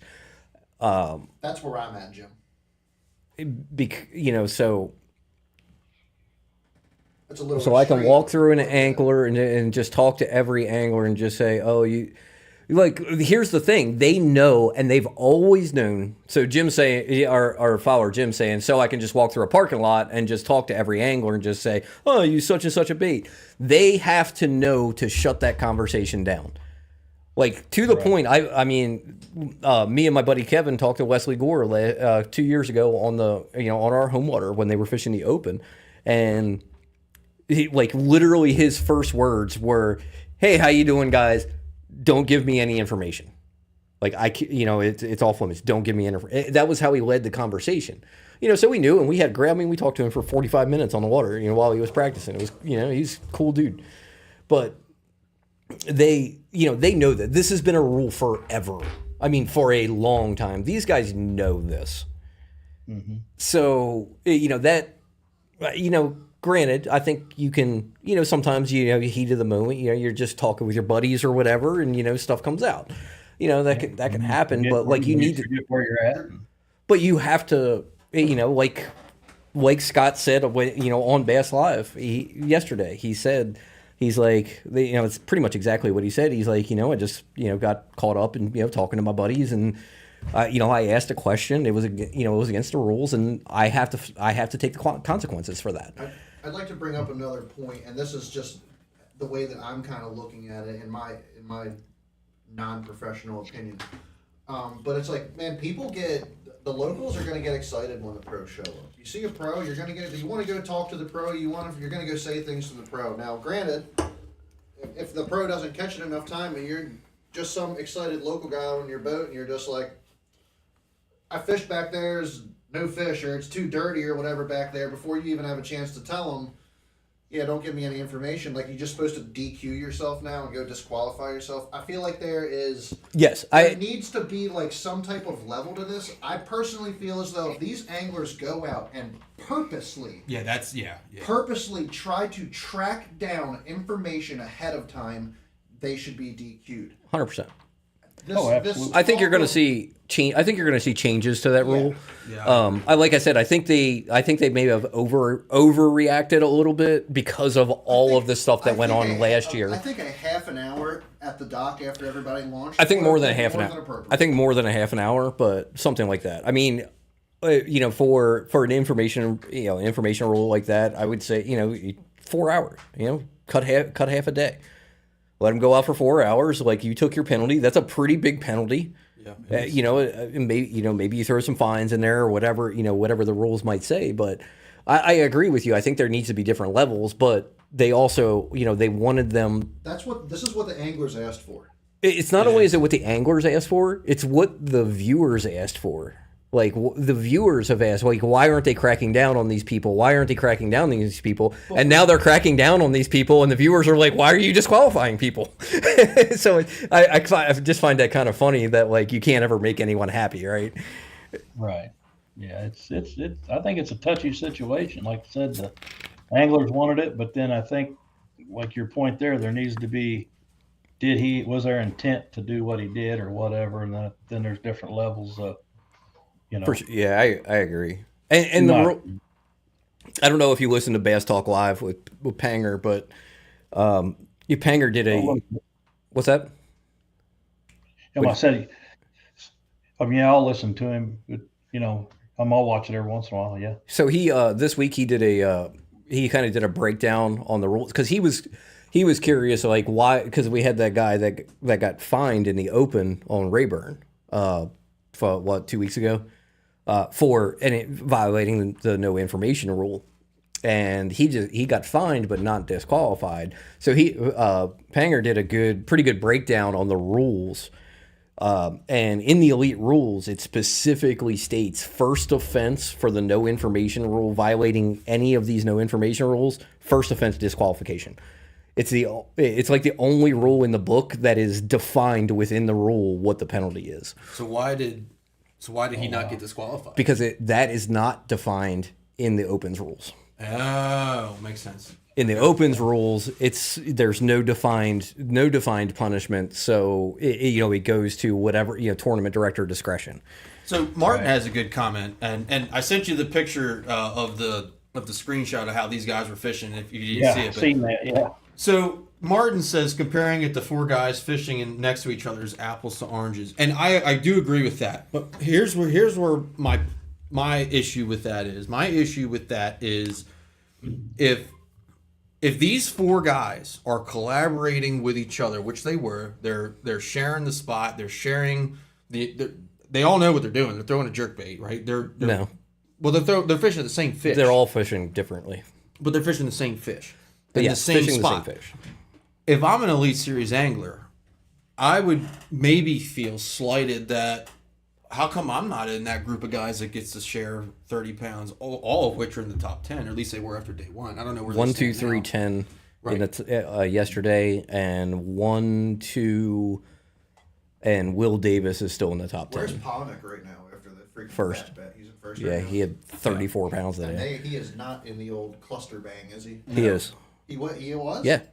Oh, he was part of that group? What? It was Palaniuk, De Palma, Will Davis, and Tim see and Tim anybody Dude. else in the video of him. So they left. left. So they left. when he started catching them. Timothy Dube was still there with him. Like you'd see him pull up next to him every now and then. But Will Davis and Greg DePalma, they left because the fish weren't firing like early, like they were yesterday. But yeah, they were. So the difference fishing is for dollars. here's Thanks for coming back. here's the Good to difference, see ya. Tony. There's nothing stopping you from working with another angler just like they were. Yeah. You can't necessarily get information from that same person that somebody else did, even though it may have been, just a overheard conversation in a boat ramp, which it was more Should than be that. able to But catch fish for the other anglers too. Just give it to them. I don't I mean, like it. I don't like it. Palahniuk was handing out big M's like they were candy. I don't That's like pretty it. tight, though. I don't like What it a big because, and again, like there's no, we talk about rules, right? There's nothing in the rules that say if I was in 20th place and I see 4 guys fishing next to each other, what's stopping me from going in there and fishing that? Is it wrong? Right. Sure, but why are they not willing to work with me when they're willing to work with each other? Were you there day one? It's a multi-day tournament. What if I I'm sure. What if you I know, practice I'm sure there? Jason's fished multi-day tournaments. If you're, if you're fishing an area day 1 and 2, and somebody happens to come roll, and you're leading or you're in the top, and somebody happens to come rolling in there on day 3, like he's at least getting the stink eye. Right. Because that they're coming in there because of what happened. If they knew that there was 30 pounds in there, like if they found those fish and they knew there was that quality of fish in there from practice, they would have been there on day 1. And maybe if they'd showed up on day 1, they would have worked together with them. You never know. Like, you don't know. Those were the 4 people that were there on day 1. They decided to work together. They happened to finish 1, 2, 3, 10 after day 1. So that, to me, as an angler, like, I'm not, even if I found those fish in practice, I'm not going to that spot. That's just respect. Like, I didn't fish that on day 1. I'm definitely not going back there now that I know that they're leading the tournament, and that's their, that's where I know where they're fishing. Did you launch before them? Like I said, if I didn't go there on day 1, period. Like if I showed up there on day 1, like this is something Gerald Swindle. I agree with you. This is something that Gerald Swindle has always said about fishing the Opens, fishing the Elite Series. Boat draws reverse. Yeah. Right? So if they got there first on day 1, you're going to pull up to that spot and make it known that, like, hey, either can I, have a conversation. Can I fish? I found these fish in practice. You mind if I fish here? If they say yes, cool. Well, you guys can, work it out. You can work like these 4 guys did. If they say no, you look at them and you say, well, I'm boat 2 tomorrow. See you here. You just have a conversation. If you have that conversation at the beginning, that avoids a lot of that conflict. Brew Tank Outdoors. Thanks for joining us, brother. He says, "What's up, fellas? Who's fishing tomorrow? My broke ass has to work." Not me, because it's going to be blowing 20. No, it's going to be blowing and it's going to be cold. It's supposed to be cold Sunday. Yeah, and it's going to be blowing tomorrow, 20 mile an hour sustained. So We had we're 67 Did you degrees guys today see Matt and Robertson 37 taking a tomorrow. piss on live Nice. television? Yeah, in front of the boat? That was awesome. So it was, Jason. It was like that for us too. It was yesterday. It was almost 70. Yesterday, the day before, it was almost 70 degrees, and today it's still pretty decent. Yeah, out tomorrow it's supposed to be cold. Yeah, cold and windy here. Yep. too. Yep. Same weather. So my opinion on this, and Paul has a good point, but my opinion is, and now again, multi-day tournaments are a little different, but if I am boat 1 or whatever, and I get to a spot first and I know there's 30 pounds on it and there has been no conversations, I personally am probably going to say no. Come catch them tomorrow. So here's where that backfires. Just remember that what you do comes back to you. Now, what if? Now, okay, so we talked True. about Very if you're let's say I'm Greg DePalma, or I won't even, it doesn't even matter. Let's say Whatever. I pull Well, up your on the name's spot. Tony. Yes, I pull up on the spot and I catch 30 pounds day 1. I'm leading the tournament, and I say, hey, I want this. Like, don't mess with it. So And then someone comes back the next day. So so they all agreed that they would fish it tomorrow. Timothy Dube actually said, "Hey, I just want to make the cut. I'm not coming back here on day 3." So he's giving it to those guys on day 3. The guys that are in the top 10. So that's where again you get what you give, right? If those guys found it and you could share water and you can all do well, or you can not share water and maybe you tell them to get the hell out on day 1 and they tell you to get the hell out on day 2 and neither one of you make the cut. This is an interesting topic for us because like when we fish on the Potomac and on the Upper Bay, we fish a lot. It's huge grass flats, and there's like it's nothing to see 50 boats in a 200 square yard area. It's just common. So we're used to it a lot, and these unwritten rules of when it's okay to fish and when it's okay to not fish in that area, it's a difference. It really depends on the person. Well, it depends on what you're fishing too. It's way different. They were fishing a specific spot.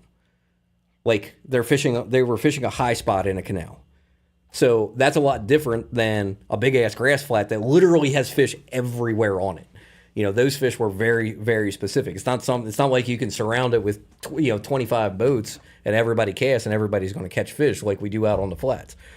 Yeah. I mean, I know I've fished tournaments on the Susquehanna Flats that in one ditch you have 100 boats and half of them have 20 pounds.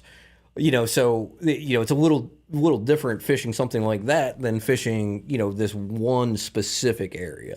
Do you guys see this in your area? Do you see anglers sharing a lot of the same areas or the same spots in the Midwest, or is it like no?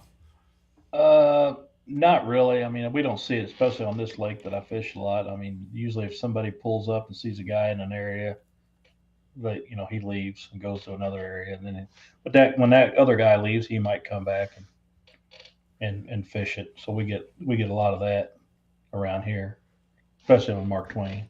Yeah. But, I meant to mention earlier. Sorry, going back in our comments, our buddy Lloyd actually was calling out. He's from out your way and has fished Mark Twain and Lake of the Ozarks. So he's in Tony's club. He said his PB is like his PB is 6.5 from Lake of the Ozarks and 5.14, 5.4 on Mark Twain. Mark Twain, yeah. Yep. So yeah, I he's think I've got a 6 something on Mark Twain. I won a Joe Bass second big bass of the tournament. Oh, look at that! You guys are reversed. You got the 6 on Mark Twain and a 5 on Lake of the Ozarks. He's got the 6 on Lake of the Ozarks and a 5 on Mark Twain. yeah, exactly. You think it'd be easy to get a 6 at least but I haven't broke the 5 something at Lake of the Ozarks yet. It's funny. As many big fish are on the Chesapeake Bay, I've never caught a 7 on the Chesapeake Bay. I fish it. I fish the Chesapeake Bay 3 to 4 times a week throughout the summer, between spring and summer.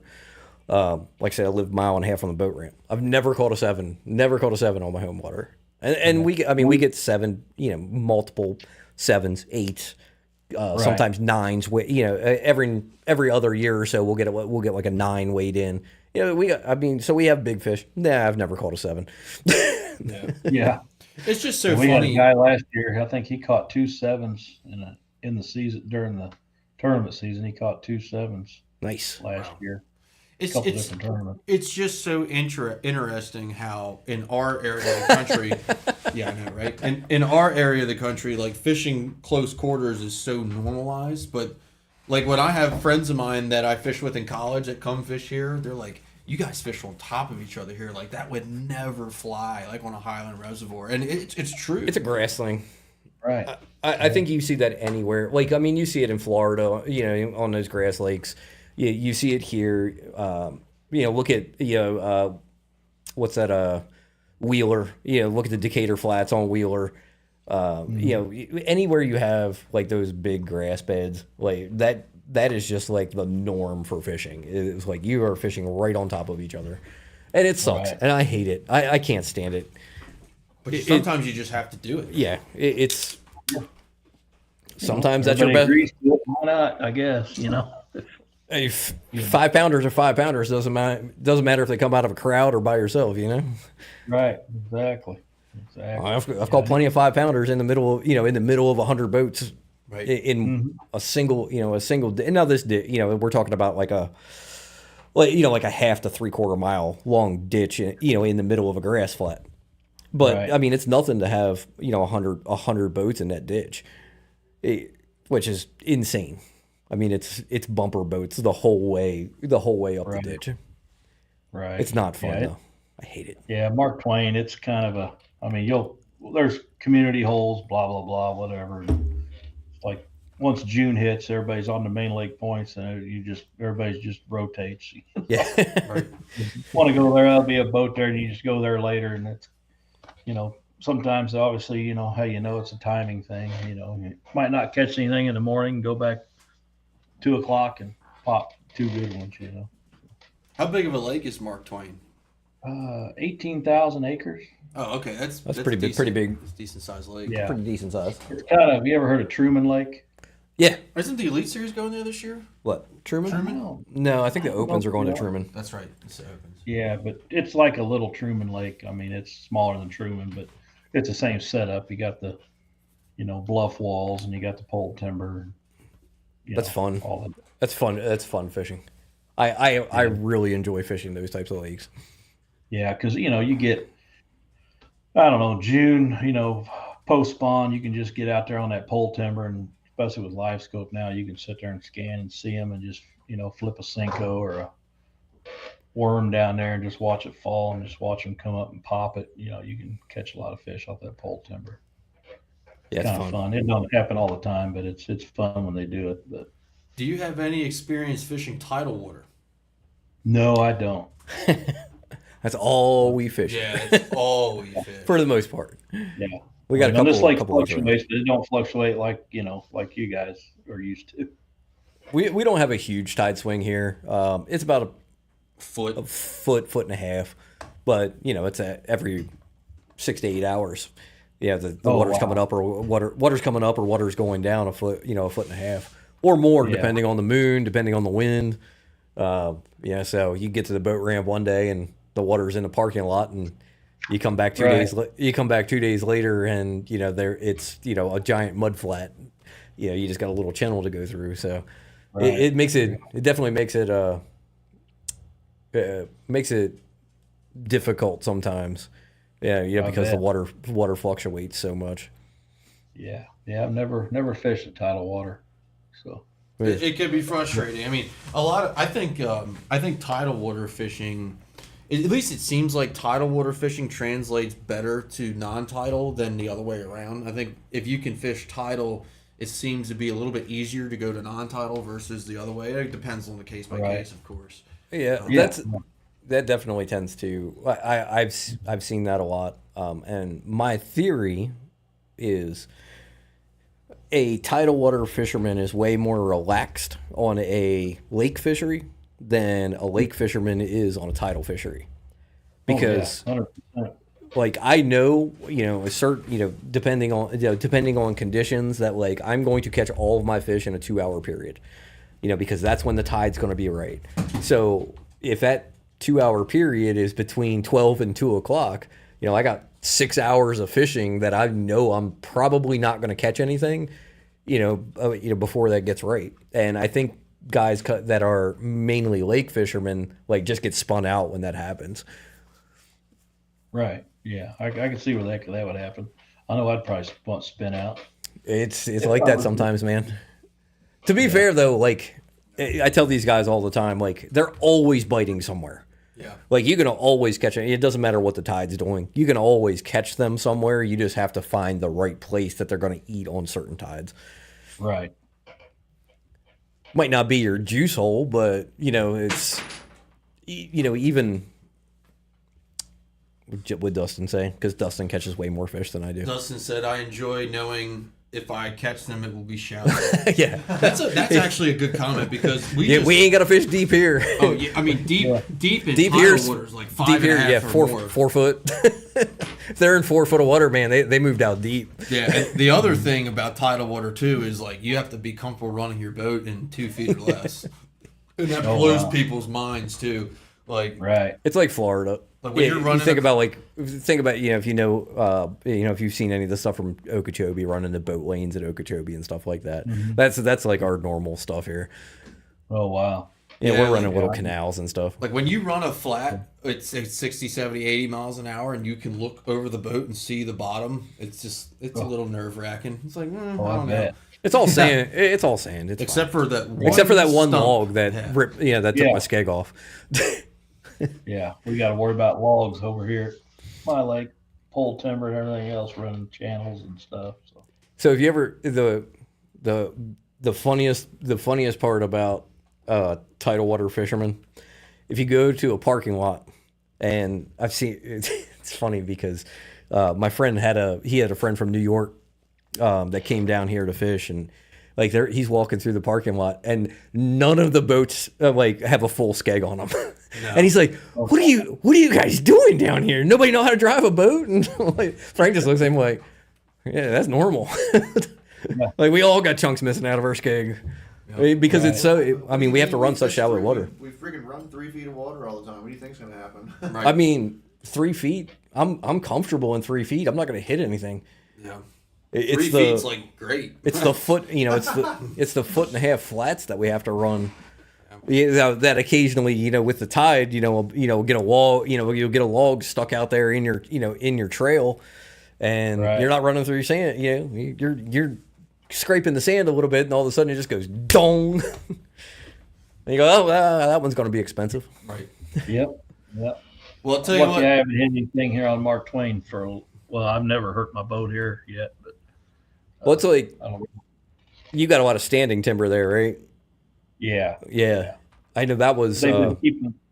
I mean, they've been keeping the lake real low the last couple of years. Like 6 foot below normal. So it's been. Go out there and cut you some boat lanes. Yeah. Yeah. Exactly.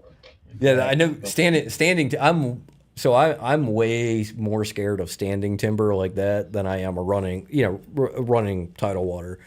Right. When we went down to I had a tournament in Texas last year, and we fished Fork for a couple days while Rayburn was off limits, and between Fork and Rayburn and Toledo Bend, like I would never want to run my boat on any of those lakes. Yeah. It's like there's just trees everywhere. Yeah. It'd be Just scary. barely sticking out of the water. Like, Well, No, I'll tell you they're what, under the sir, water. I don't want to disrespect They're your time. like this far below the water. We really, really appreciate you coming on and answering all our questions. Is there anything Yeah, thanks left? for- Is there anything last second that you'd like to say about Ardent before we let you go?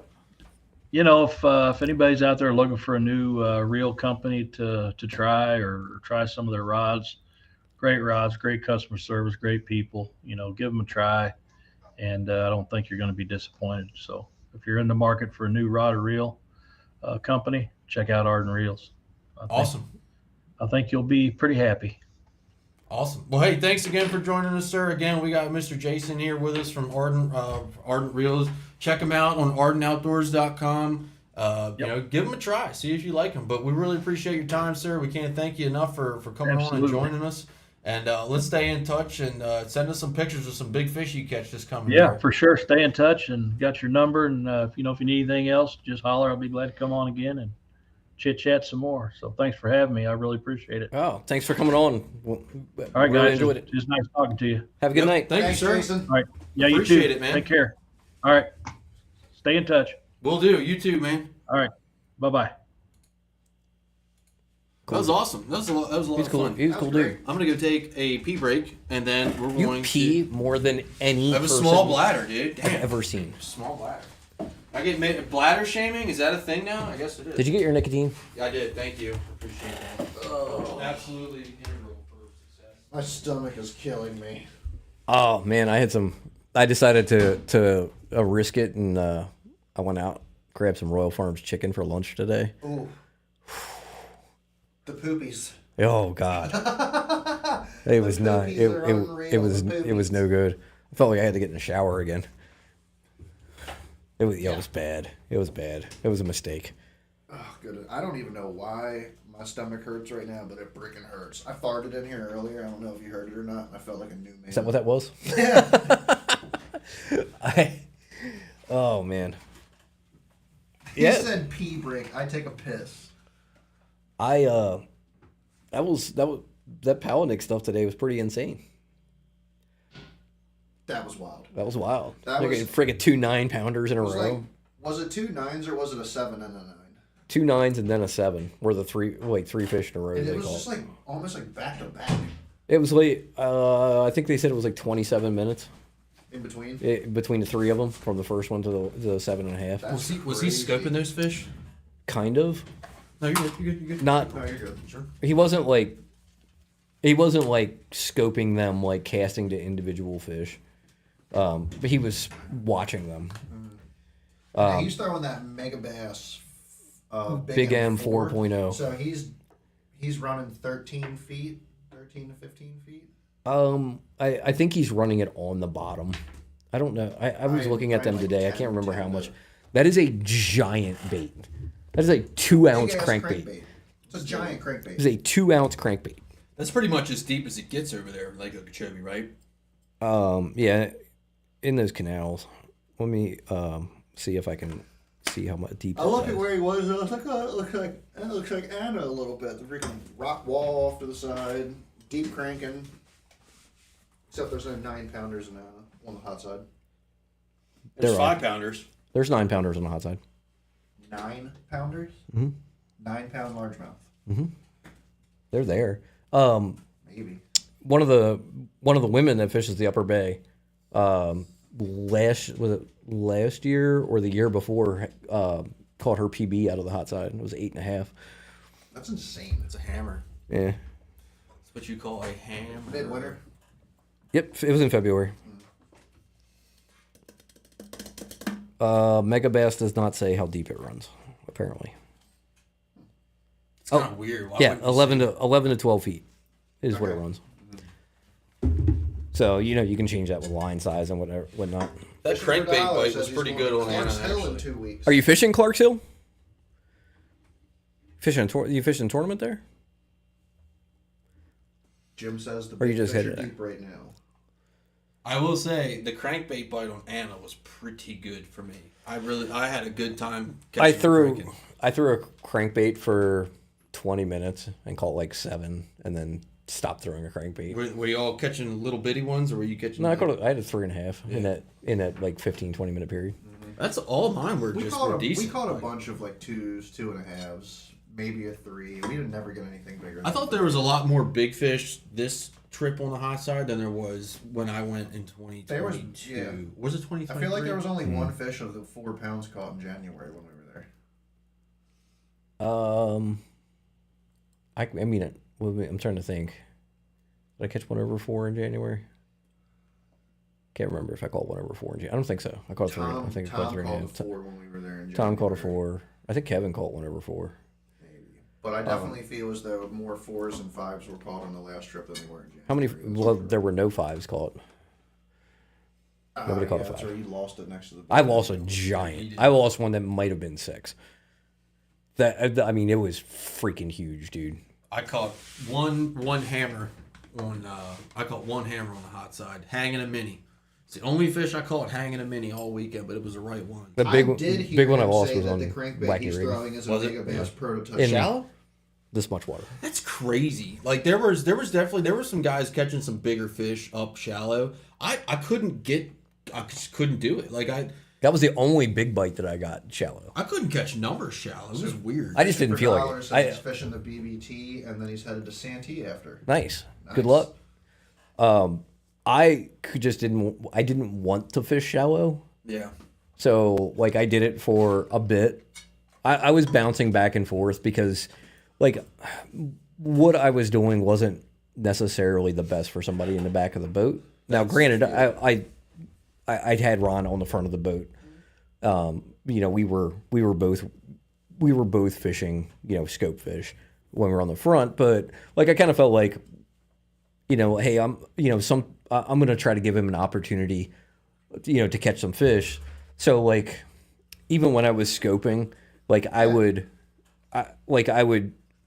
be out on the main lake and then I'd like scoot in close to a point So like he could, I'm facing out toward the main lake, and he could throw, out back toward the point. And we did. That's mostly what we did the whole time. We went to a couple places. We'd go to like a place and we'd catch a few fish and we'd be happy, and I'd be back out in the middle of the lake.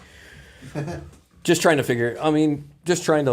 To figure that out and learn it a little bit better and see what kind of changes. Like I had to make a bait change this past weekend. I started out throwing a Rapala mooch minnow, and like they would come up and look at it. They wouldn't eat it. Really? Wow. Switched to Sakamata shad. First one I threw at ate it. It's funny you say that because I had the same thing, but I went from the juggle minnow to the Yum forward-facing minnow, and then the mooch minnow was what did it. Every time I throw the juggle minnow, the fish run away from it. Really? Yes. I have one. I swear to God, every time I throw it, they just run away. I will say that is not my favorite forward-facing sonar bait at all. It is a good small chatterbait trailer though. It's a really good small chatterbait trailer. The mooch minnow is by far my favorite. Oh yeah. My favorite minnow bait. The Sakamata shad's a close second. Z2's good. I can't catch them on the Z2. Really? Even the day that I caught over 100 in January, like they wouldn't even look at a Z2. Really? Wow. Or a scented jerk shad, a Z-Man scented jerk shad, which is basically the same as a Z2. Like you throw that out there, and they're just like, "What the fuck is that?" Yeah. Throw a mooch minnow out there, they're like, "Oh!" Like they would just shoot up and just annihilate it.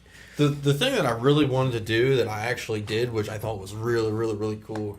I've been watching a lot of videos, and the guys on YouTube. He's really informative if you want to learn your graphs and stuff like that. This guy's Fish the Moment is a YouTube channel. Mm-hmm. And I've been watching a lot of his stuff in the last couple weeks, and he's has some really, really good stuff out there about tuning your graphs and how to differentiate, particularly on 2D, what's a bass versus what's not a bass. Mm-hmm. So I did try to idle around a little bit, and when I did catch that big fish, I found him on 2D, marked it, went back around with the scope, threw some baits at him. They didn't take. I threw the mooch. How'd you mark it on 2D? You caught it off a bridge piling. But he was off of it though. It wasn't close. Did you find all the bait around there? There was a ton of bait around it, but the fish weren't. They were near it, but not on it. Like I probably caught that fish 60, 70 yards off the bridge piling.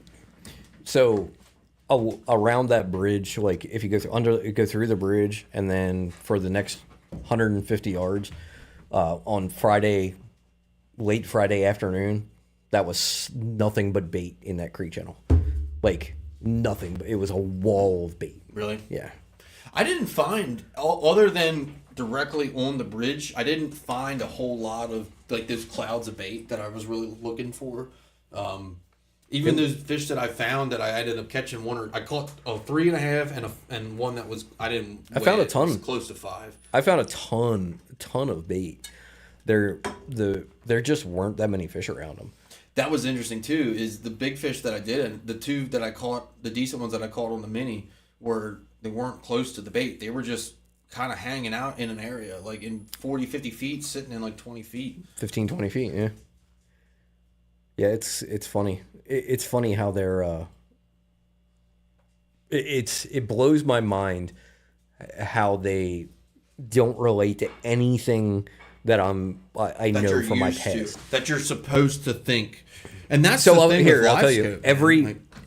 just about every fish that I caught on LiveScope last weekend was between 42 and 53 feet of water. Yep.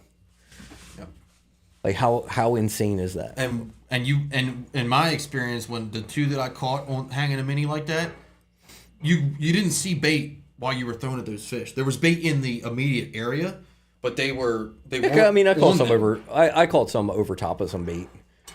But the bait, the reason that I caught them in 42 to 52 feet of water is because the bait was on the bottom in 50 feet of water.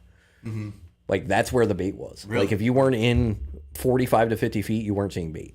Wow. Fishing for Dollar says, how'd the bullet run? I had it set up wrong. I had my jack plate way too low, and I had a transducer in a bad spot. I was running like low 70s. Jim said I spent half a day learning that most of the big fish on the scope were tilapia. So yep. You have to. So things like tilapia, crappie, stuff like that. look really big on live scope because of the shape of their body. Catfish too, yeah. So like a crappie, it's like a freaking dinner plate, right? It's round. It shows up just like that on live scope. And so you think like, oh my God, look at this big blob. No, it's it's a 12-inch crappie. It just looks big. I will give you a tip, and this is for all of any forward-facing sonar users. Bass show up. I'm not going to say what they show up like, but they look very different. Distinct, yeah. On live scope than other fish. They're not. They can learn on their own. Yes, that's the only hint you get from me. But they look very distinct on live scope. So tilapia are 8 to 10 pounds here. Yeah. That would probably annoy me. That's the other thing with the live scope too. With live scope too is if you have a lot of trash fish, like you have a lot of tilapia down there, it's really hard to scope fish.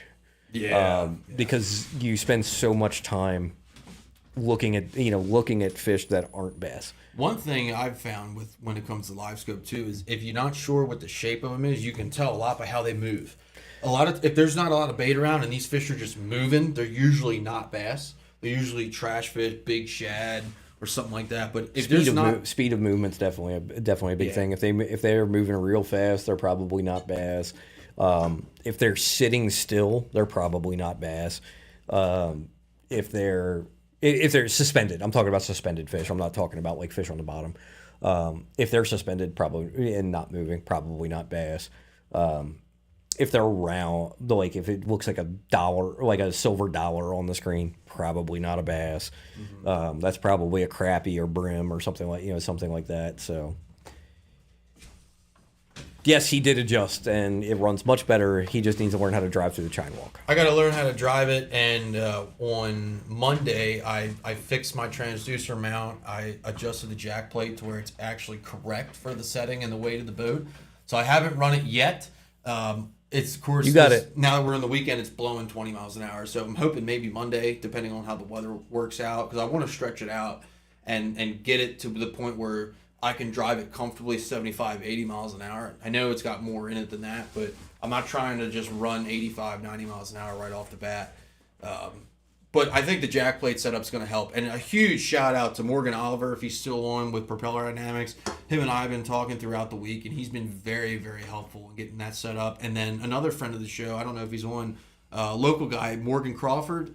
He has run bullets in this area forever, and he was helping me out with setup too. So that's one thing that I will say, like, if you post anything in terms of setup or questions amongst that bullet and fast boat community, people really are very, very helpful. Indeed. There's a lot of really smart folks out there that are willing to help you, and it's really refreshing because it's really, really awesome because, like, when you post something like in a Facebook group chat or something, you'll wait 20 minutes and you'll have 10, 15 comments. Hey, try this.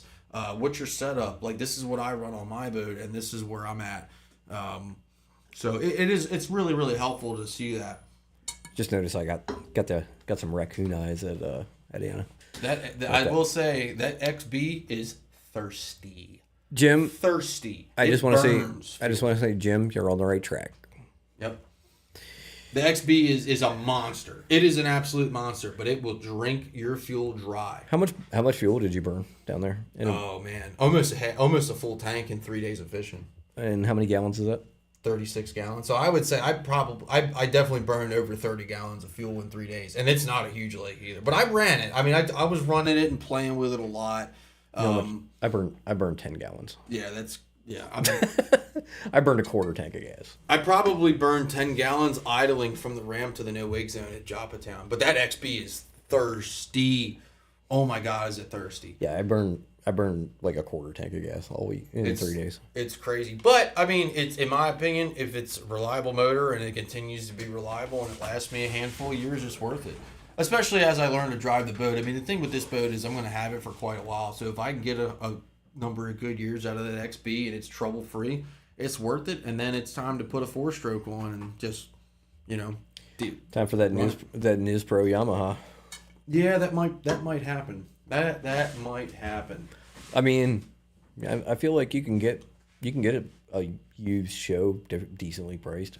Yeah, I think I mean, not cheap, but No. decently priced. a show with a Nizpro is. I mean, a show with a Nizpro will have that boat in the mid to upper 90s for sure. Like for sure, it's ridiculous. I don't really have to go that fast. To be truthfully honest with you, You can go 80 and burn like no fuel. I'd be really happy with my loadout to be running 80 to 85, and I'm talking live wells full with a partner and all his crap. I mean, to be fair, if you can run 75, you're fine. Oh yeah, I mean that's still faster. That's faster than 90% of the boats out there. Yeah. And honestly, with my awful, like, really bad setup, I was still running 70-71. So with the right setup, I mean, I'd be surprised if I take it out Monday and I'm not running mid to upper 70s, low 80s with that thing, if I can handle it, of course. So, John asked what Nizpro was. So for anybody who doesn't know, Nizpro has an ECU flash for Yamaha motors. So Yamaha motors from 200 to 300 are the same motor. I mean, they don't make a 300 show, but they make a 275. They right? make a 250. But that's an XST or something. That's the XXD. Yeah, that's a saltwater boat. Right. So a 200 a Yamaha show and a 250 Yamaha show are the exact same motor. Yep. They just have tuning. They just have different tunes. So you can flash your ECU and drastically increase your horsepower. In fact, you can 332. Oh, sorry. You can take a 200 horsepower Yamaha show, flash it, and that motor is now making 332 horsepower. And with better fuel economy because they clean up the fuel map, way more mid-range power. There's a lot of benefits to it. However, check with your tournament regulations before you do that. Mm-hmm. Because a lot of tournament organizations don't allow modified motors. And, 15, 20 grand, is a lot of money to throw away, because you wanted to go 10 mile an hour faster. Yeah, it is. Thanks, Morgan. I knew it was something. All the 4.2s are the same block and engine geometry. There was another thing interesting that I saw. Yes, they do fishing for dollars. About there's actually a company that's offering Mercury tunes, like they're advertising it. I wonder how long that's going to last. I saw somebody post that on Facebook. Probably not very long. Hey Morgan, I got one for you.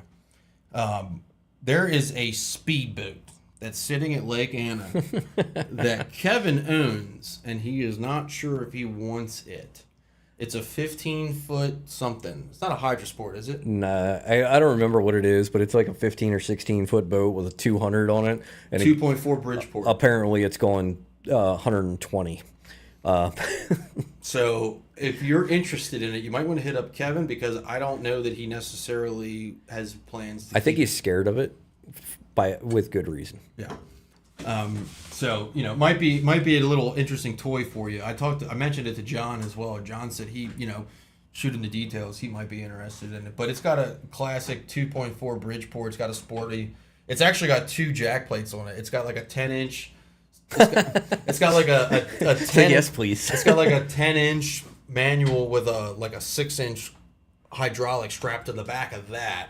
Yeah, it's wild. But the guy, I think, the guy that ran it said it ran 120 and he got scared of it and he parked it, and that's the last it's run.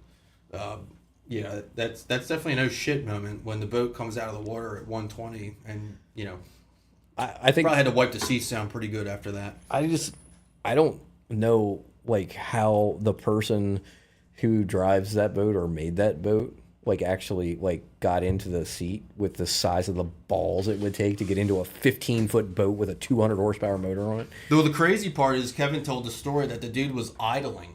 He was idling, and he was making a U-turn to make a run, and that thing has He just bumped the throttle like and just it threw him out of the boat just from like a whoop. Yeah, hydro stream. It is a hydro stream. You're right. Yep. That's what it is. And it just like he just bumped the throttle by accident, and the throttle response on those Bridgeports and those 2.5s is so ridiculous. It just Boom, went and it just threw boom, him right and out. it chucked him out of the boat Yeah, that's insane. while he was making a U-turn. Yeah, like at idle speed. Like he was literally the boat was idling. Like not on plane at all. Yeah. Yeah, the throttle response on those things is absolutely ridiculous. The Bridgeport's bad. I mean, the Bridgeport is insane. I kind of wish, like, and it's the same thing with, and Chad's not here because I could get into this motocross conversation a Wait, little bit, but you'll show me what? I ain't getting in that boat. Oh, you'll show me how to get into that boat? Yeah. I kind of You got bigger balls than I do. I kind of wish I'm that good. there was a company, and I'll just say Mercury. I kind of wish there was a company that would still offer like a super high performance two-stroke, like a 2.5 or like a Bridgeport.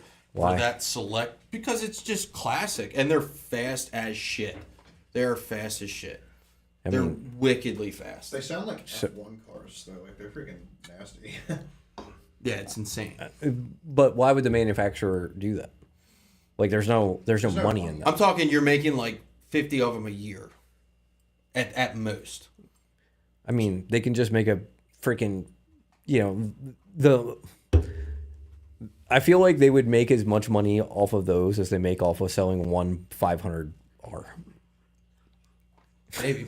What do you think, Morgan? I know you're into the performance stuff. If there was if a company like Mercury came out and said, "Hey, we're going to make a limited batch of 2.5 or Bridgeports," would there be a market for that? I feel like they just need to make like.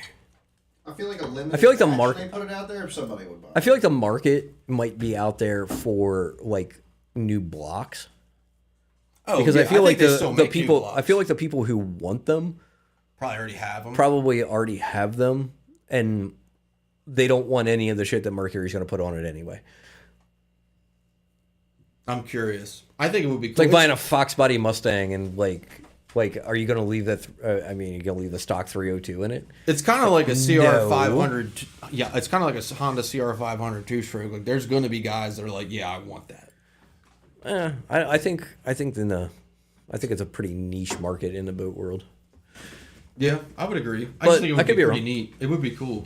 I'm curious what your all-stars I just think the Kawasaki's production. coming out with a brand new two-stroke. Kawasaki is. Kawasaki's coming out with a brand new two-stroke. And what's CC? Probably 125s and 250s.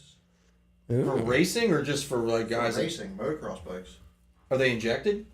They probably will be. That's pretty cool. Exactly, Martin. Although, like everybody, I mean, Are you legally allowed to put a Chevy motor in a Fox body? that's what every fast Fox Body runs. Is that legal? I But- don't know. Those freaking Coyote motors are nasty. Yeah, those are pretty nasty. Those are fucking nasty. But when I say fast, I'm talking like 2,500 to 3,500 Coyotes horsepower. rev a lot higher than LS1. Buckshot Racing, Power Performance Engineering, Reynolds Racing, Black Magic Racing. There you go. There's your race stuff. Do they still make blocks for those old Bridgeports and those 2.5s, or is everything remanufactured at this point?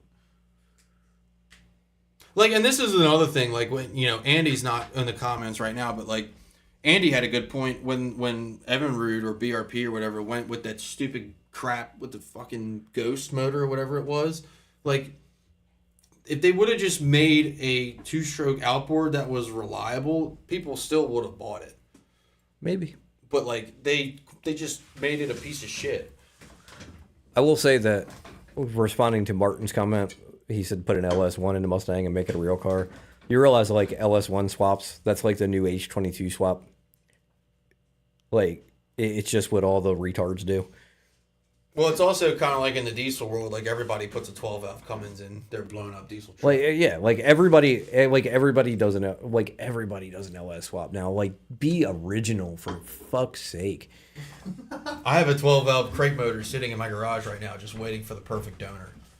But that's because I'm old school and the 6BT is undefeated. Yeah, look, billet. That's hilarious. Freaking two-stroke billet fucking block for an outboard. That's serious. I watched a pretty interesting video. It has nothing to do with fishing. I watched a pretty interesting video yesterday about the offshore racing scene, like when the cigarette boats got real big and stuff like that. That was pretty neat to watch. Dude, it just kind of like died like overnight. Yeah, that used to be like huge. Yeah, fishing Cheaper for to build a dollars Chevy. is, you're absolutely right. It is cheaper to build a Chevy. Like, yeah, but like, don't be cheap. I want an S10 with a 350 small I feel like block in it. people focus too much. Like, here's the thing. Like, if you're gonna build a race car, one, you can't be cheap. Yeah. Oh yeah. So you can't be cheap. Like, if you don't have a shit ton of money in your car, you're slow. Yep. So do something original. Like, if you're, because like it's cool like to go out and race, but like if you're out street racing for like a couple $100 or whatever, whatever, it doesn't matter if you have an LS1 or you take a Fox body Mustang and you swap an RB in it. It's like, at least you did something cool. Like, you may lose a couple $100 on that race, but hey, guess what? Everybody's coming to look at your car versus that that douchebag in that Camaro. That's what I don't get about the car culture now. Is like, it's all about just like taking the easiest route possible to get kind of quick, and then you have a crap car that looks like crap, that's not really fast comparably to everything else that's out there right now. So that's what I don't know. That I haven't been in the car scene for a long time either, Martin. But I still have friends that are, and it's just like everything I see in the car scene now is just either you buy a freaking $1 billion car that's already built, or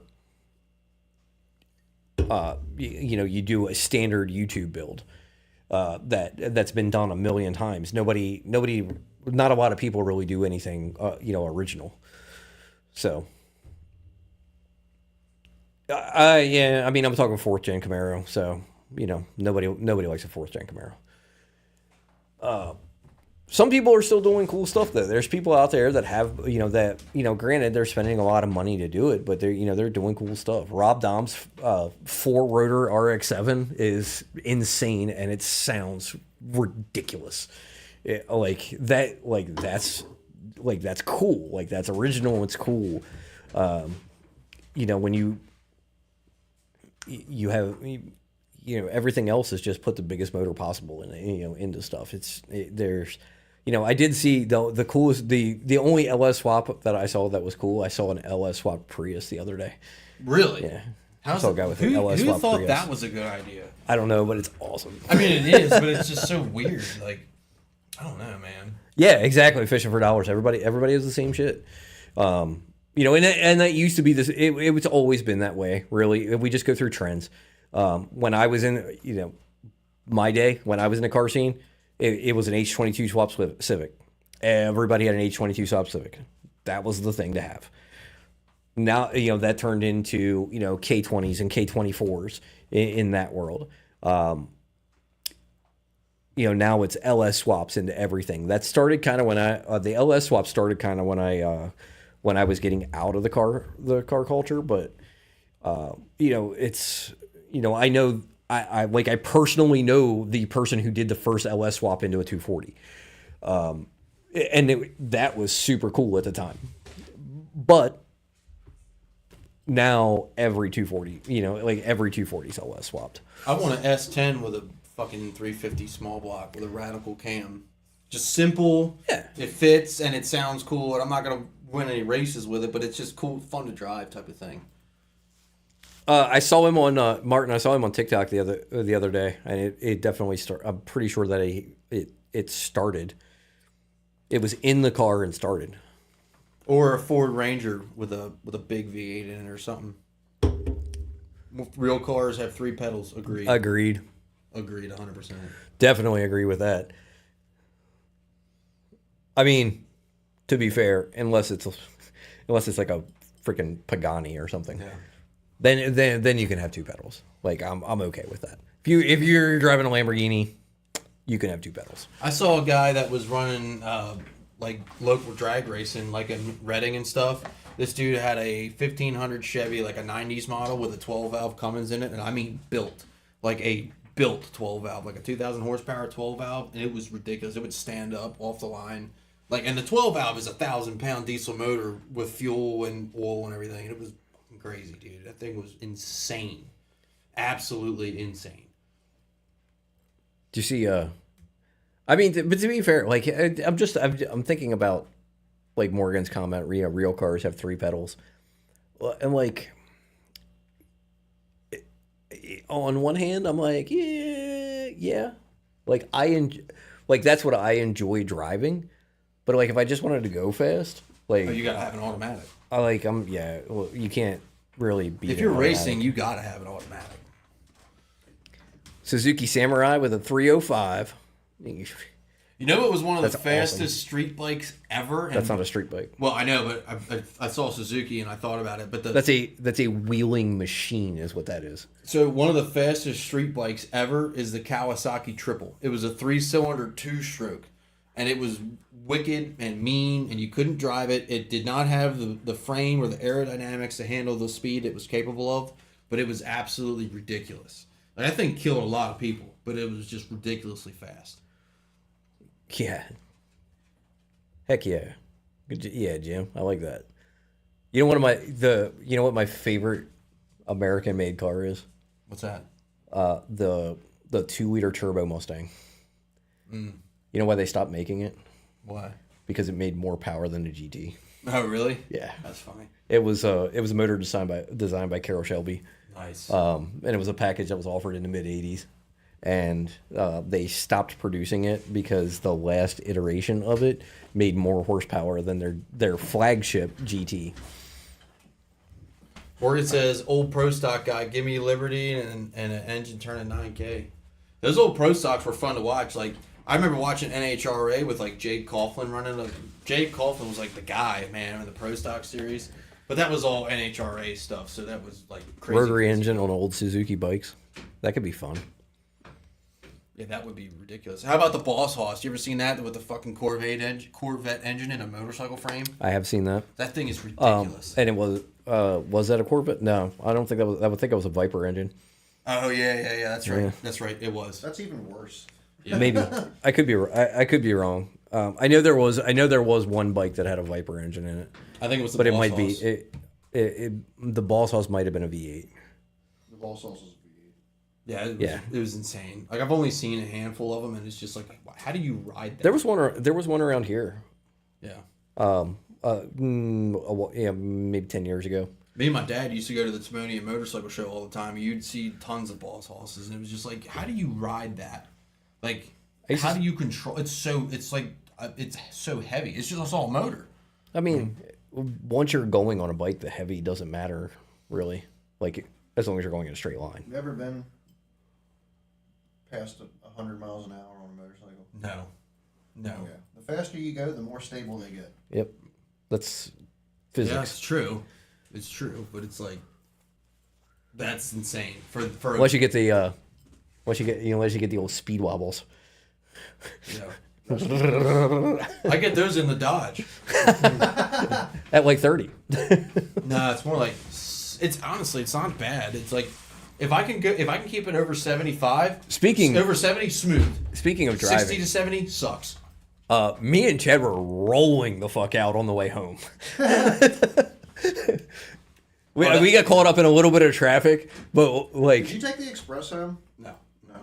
Because no. I was like, I never did see We're you after me and Chad are like we're like weaving in and out of traffic. You can tell we just wanted to go the hell home. It was funny on the way down. we were looking out for each other all the way up the road. So, like, you would stop traffic so I could get over. And It was funny on the way down to Anna. Chad texted me before. He's like, "Is that Dodge gonna do 80 or like 70?" And I was like, "We'll be all right." We get on the express, and the next text I see is like, "Is that thing redlining? You were fucking moving." Dude, he got on the express and just started walking away. And I'm sitting there just like, what the? I was like, this truck's got to be ready to blow up. He's doing like 80 miles an hour right now. Yeah, at like 1,800 RPM. We were doing It's almost like a 90. tractor. We were doing almost 90 a few times on the way home. I don't think I ever got that close. I was doing 87 at one point, I don't. and think I was ever- behind you. I So did 80 one time, I think. I don't know. You might have been trying to catch up to me. Maybe I might have been catching up You to were you, catching but up to me. I wouldn't go 90 pulling my boat. I was rolling the fuck out. Like that trailer wasn't moving. I'm like, all right, we good. Ron was Dual probably- axle trailer, baby. Ron was probably white knuckled in the passenger seat. Oh hell no! You should see Ron drive. You should see Ron pull a trailer. Yeah. You can't keep up with him. Pulls it like a madman. We got on the 30. We were fishing in Nanticoke a couple years ago, TBF tournament down there. When I was fishing out of my boat, it was a year I didn't fish with Frank, and I get on the 301, and like I'm doing like 70, like I'm cooking. Like this is when I have my Jeep too, like that's about as fast as like I could pull a trailer in my Jeep, like without it falling apart. And like the next thing I know, fucking Ron just rolls by me and is like out within a minute or two, out of sight. Like, and I'm doing 70 like the entire time.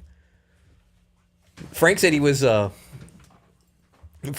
following Ron to Conowingo one time. They like met at Wawa, and Frank was following him in his boat, and Ron's going up 136 at like 85 miles an hour.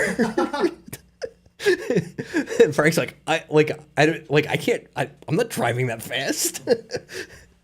John says if he gets on a 6.0, on 136 of all places too. John says if he gets a 6.0, he wants to race my 5.9. I You'll can walk. promise you the 5.9 is going to win because the 6.0 is going to blow ahead at the Well, start. If the It's 6.0 just gonna blow up. If the 6.0 doesn't blow ahead, he'll walk me. But hook anything you want to the back of my truck, and I pull a house off I pull the devil out of hell with that truck, like at 500 RPMs. Just put it in 4 low. Yes, I put have it seen in that. 2, and it'll just.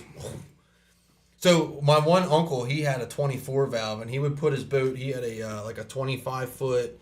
I can't remember what the hell it was, but it was inboard V8 25-foot boat, and he would put it. He would load the boat on the trailer. How much is that? Put the truck in 4 low. Put it in 1. Let the brake off. Get out of the truck while the truck would creep up the ramp, and make sure his boat was loaded on the trailer as it was going like half a mile an hour, and then get back in the truck. Put it in 2-wheel, and then go home. So what Jim sent me is exactly why like I got out of cars, because this like when I got out of cars, this is kind of when it started. Like you can just like he just sent me a motor from it's a fucking Mopar crate motor. It's $30,000. Holy shit! It's $1,000. It's 1,000 horsepower. Like you get 1,000 horsepower for $30,000, and like you don't have to. There's no process in it. Like back when I was into cars, it was a process. Like you're building your motor, right? You're doing a little bit here. You're trying to you're learning about it. And now like people just buy shit like that and just slap it in there. Like, I got 1,000 horsepower. Yeah. Like fuck you. It's not very unique. Right. Like there's no process in the in that car world anymore where like you're not like fabbing it up. Like I know when my buddy John Mankrantz, who now has a shop in Jersey, I believe. John, you can't even drive yet. When they were on like the forefront of like tuning RBs. And I mean, they were doing stuff with RBs that nobody else was doing at that time, and that was cool because, like it was different. Like we're building a reliable 1,200 horsepower motor, and we're doing this. But again, people are just paying them. People were just paying them to do that, and I have very little respect for somebody who just drops their car off the shop and gives them $100,000 and says, make my car fast. Dude, it's kind of crazy. Like I'm looking at a bassmaster posted about the Okeechobee tournament. If you look at the comments, there's 41 comments on it right now. I'd say just Jim was looking at this, probably 30 of them are just hashtag free Scott Martin. Jim, It's kind of crazy. Jim, I feel like that was the precursor to the eBay Turbo Kit. It's like, yeah, it's gonna give you some extra. It's gonna give you some extra oomph, but it's probably gonna break. You know what's a badass motor that's out right now is that 7.3 Godzilla that Ford's putting in their gas pickup trucks. You can get a supercharger kit for it, and it is wicked. Like that thing is insane. Like it's with the supercharger, it's pushing more horsepower than the 6.7 Power Stroke. It's back on unbelievable. the free Scott Martin thing. Like again, I don't think a lot of the people. I don't think a lot of the people realize how much a single question like that can help a pro angler. Like they say, the average person thinks, oh, it's not a big deal. He just asked about water clarity, but I don't even think he asked. He did. Well, oh, did he? Yeah. But it sounds like it was, oh, hey, what's going on? What's the water like? As he's messing with shit. And then it's like after the fact, it's like, it was a friend of his. yeah, They were working on the boat together. yeah. So, That's what I've put together from what he put out on his video and what he said on Bass Live, and you kind of piece it together. Like it was shop. It wasn't just like dock talk. It was shop talk. There were guys in the shop. They were fishing. They were talking about it. Somebody said that they caught him, and he's like, "Oh, what was the weather? What was the water clarity like up there?" When you ask a question, and again, I'm not saying that he did it on purpose, and I don't think he did it on purpose, to be honest. But I don't think a lot of the people that are bitching on Facebook and social media right now realize how much information that single question can give a pro angler, and what that does, especially when you only have 2.5 days of practice. Like you only have 2.5 days of practice, and an area is not clean. Like that's huge. And again, not saying that he did it on purpose, but the implications of what that information could give to an angler is a lot larger than what a lot of people realize. it's definitely, it's interesting. I feel, yeah, it's interesting. Jim says, don't trust any of them Martins. They are full of shit. Old man is the worst snake there is. I'll tell you, I will tell you guys something off air. I've actually met Roland and Scott at ICAST in 2018. I had a great experience, but it was a 15-minute conversation. Yeah, I mean, I met Roland at Harrisburg. Like, Morgan's a valid comment. 5-minute conversation. Water It was all clarity right. on his home body, a body of water that he has been patterning for years. I don't think it was intentional. Yeah, but Morgan, think about it. We're talking, you're talking about Okeechobee, where water clarity is the biggest. That's the biggest piece of information that you can get on Okeechobee, because if water is dirty, you will not catch fish there. Like that's how Okeechobee fishes. If you do not have clean water, you will not catch fish. When you only have 2.5 days of practice, if you know an area is dirty, you don't even have to go check it.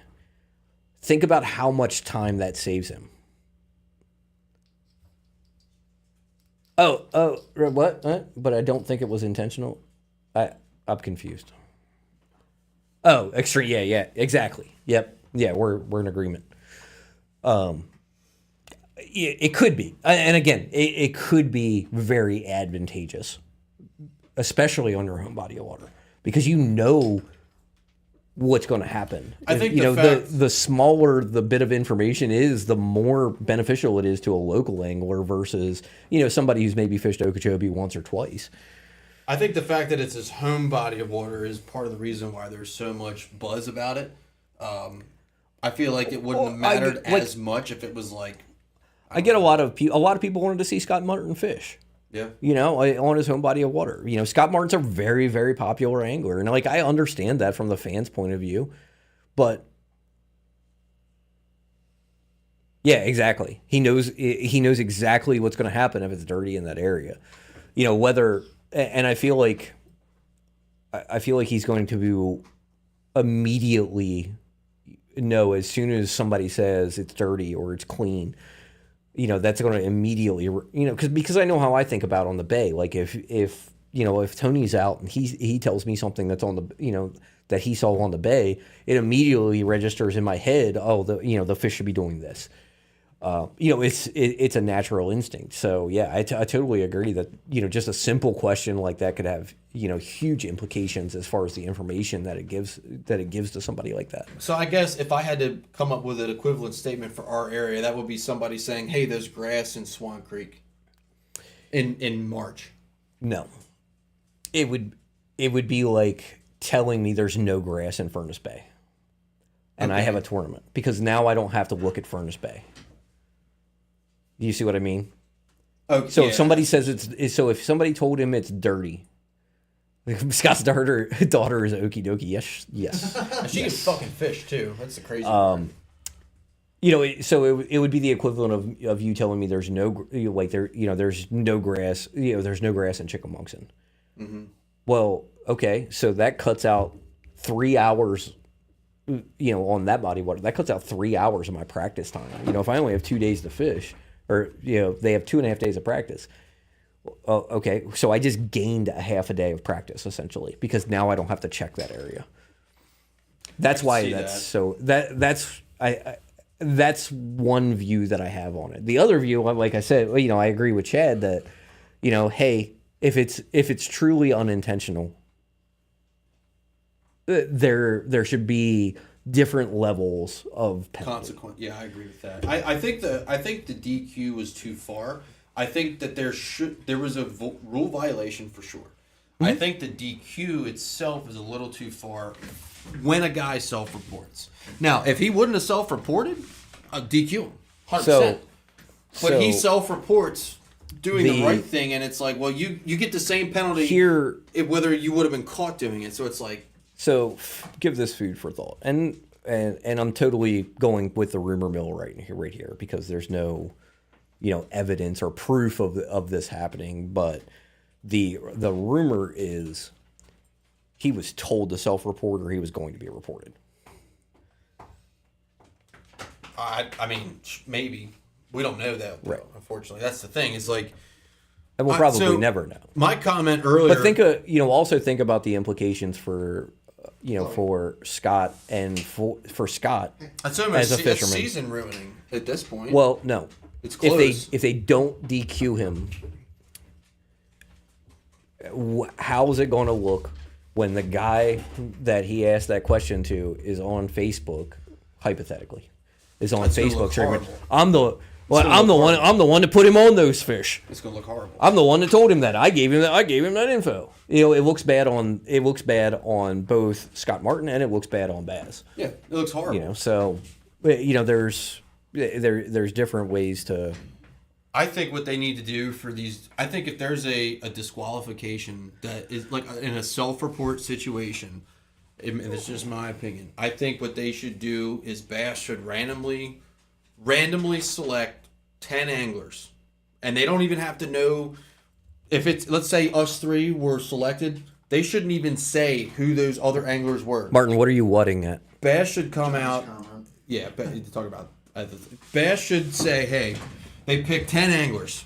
And they don't tell anybody who they don't even have to say who the angler in question is. They say, hey, amongst you 10 that are not in the same room, this is a situation. An angler came forward. This is a rule violation. These are the 3 potential outcomes. Or it could even go. Vote for whatever one you think is fair. It could go to the Angler Advisory Board. Well, they have that. Sure, it should. I feel like if they're trying to allow the Elite Series to be a heavy angler input, which I feel like they are with the recent rule changes. In this situation, they didn't even have to say Scott Martin. Here, they should say, hey, an angler came forward. This is the situation. Do you vote to disqualify, not disqualify, or some other penalty that's not a disqualification? Here's the other thing that I see about these recent situations as well. Trying to think ahead, right? I feel like a lot of people are kind of just stuck in the now, and like this sucks because it 2 popular anglers, Matt Herron, friend of the show, and Matt Herron just said fuck them all and just said I'm done. Love with Matt Herron, I which love is not Matt surprising. Herron. And it sucks to see him. It sucks to see him walk away from Bass and to have that happen to him. I think it's a long time coming though. Trying to think straw that broke the camel's back type stuff. Yeah. Trying to think of the future and what this, we know that information was an issue. Mm-hmm. All right. Yeah. There's a Sasquatch outside. We know that information has been an issue for the past couple of years. It's been a huge issue. If they start cracking down on this and they're cracking down on the people that they are cracking down on, those guys that are really doing the actual cheating, They're probably going to stop. Yeah. it's going to lessen that severely. I would agree with that. I would agree with that. I think that's significant, because, yeah, I mean, I agree. I just agree with you. And like Jim has a good comment. Jim says, see those guys out there all the time on the tournaments and our lake and buddies boats just before getting info and pre-fishing. That's the reason why these rules have changed, because there has been a lot of that historically. There's been people on the show, and I won't say names, that had said, oh yeah, before the Open 10 years ago, I went fishing with that guy. So you have to keep in mind too, the information rule Has changed Correct. quite a bit. Correct. So there was a time, 2017, they could get information prior to like the 30-day cutoff. So you had guys, you had guys in that 2017 Elite Series tournament that were going out with locals. Yep. I know. I have a friend of mine who was asked by someone in Maryland Bass Nation to take out Fletcher Shylock. And he said no. He's like, who the hell is that? Because it was before anybody really knew who he was. Right. So that happened, but it wasn't against the rules. I can tell you that And the rules have changed. that Elite Series on the Potomac that Justin Lucas won in like 2014, he fished that spot with a local. That's what I hear. Oh, I know the guy that fished with him. Me too. Yep. So you know exactly what I'm talking about. Yep. Now, wasn't a violation back then though. Right. So I do think your point has But value. I like the no information rule, because it used to be the wild west. Yep. There were I can tell you, I know of a pro, a top name pro, who on a specific lake paid $10,000 to a guide for the waypoint of every brush pile on a specific lake, knowing that $10,000 is coming back to him. Yep. But he paid that guy $10,000 for the waypoints for every brush pile on a lake. Did he win the tournament? He's won multiple tournaments there. On that lake? Mm-hmm. Yeah, it's... One of his best friends has also won a major tournament on that lake. I know when the FLW College Series came here in 2019, I was getting DMs on Instagram from college anglers asking if I fished the area and blah, blah, blah. And my number one response was, yeah, I'll see you at launch. That was it. Like, I had guys asking, like guys I was fishing against that were hitting me up like I was a local, because I mean I am, that were asking for information. Not knowing that I was fishing the tournament against them. Not knowing you were fishing. Not knowing I was fishing the tournament against them. Like, it's different if you're fishing. Like, it's always different if you're fishing a tournament, because that can go, that can go either way, right? Like, if me and you are fishing a tournament, we're talking like, they were talking about it on Bass Live today, like that a lot of times when you have anglers that share water like that, which it's a common occurrence, that happens all the time. But a lot of times what happens is they end up cannibalizing each other's fish. Mm-hmm. So it doesn't hold out. Right. Yeah. Because you're fishing a single spot like that. You got to think like day one, there's 4 of them. They pull 20 fish off that spot. Day 2, they come back. If they all catch a limit off that spot, they're pulling 20 more fish off that spot. That spot's going to burn out way quicker than it would if just one person was fishing it. There's information networks on the bay too. Like, and we know people that are in a very tight group that share information all the time. I have no problem. I have zero problems with that. Yep. Because we're fishing local shit. Like, I don't. It still happens, and it's like, I don't get upset about it because, like you said, it's local. Who cares? It's local. It's not against the rules. Like nobody. But it's like sometimes it would be nice to be in that crowd, and like instead of having to go look and I just gotta. But there's also nothing stopping from me and you from doing that, which we do. We do quite a bit. Yeah, definitely. Just go follow them around. Well, yeah, you can do that too. It's like that's the thing with people inside the tournament sharing. It's like there's nothing stopping the other people that are in that tournament from doing that also. Like. Yep. Either you don't do it because you're an asshole and you don't want to share your shit, or you are an asshole and you don't have you don't have any friends, that are willing to do that with you. So, right, you only give what you get. You know, me and Tony have shared a lot. You know, we've shared a lot of information. I know there's stuff that I've shared with Tony that he doesn't tell anybody. There's stuff that Tony shared with me that I don't share with anybody.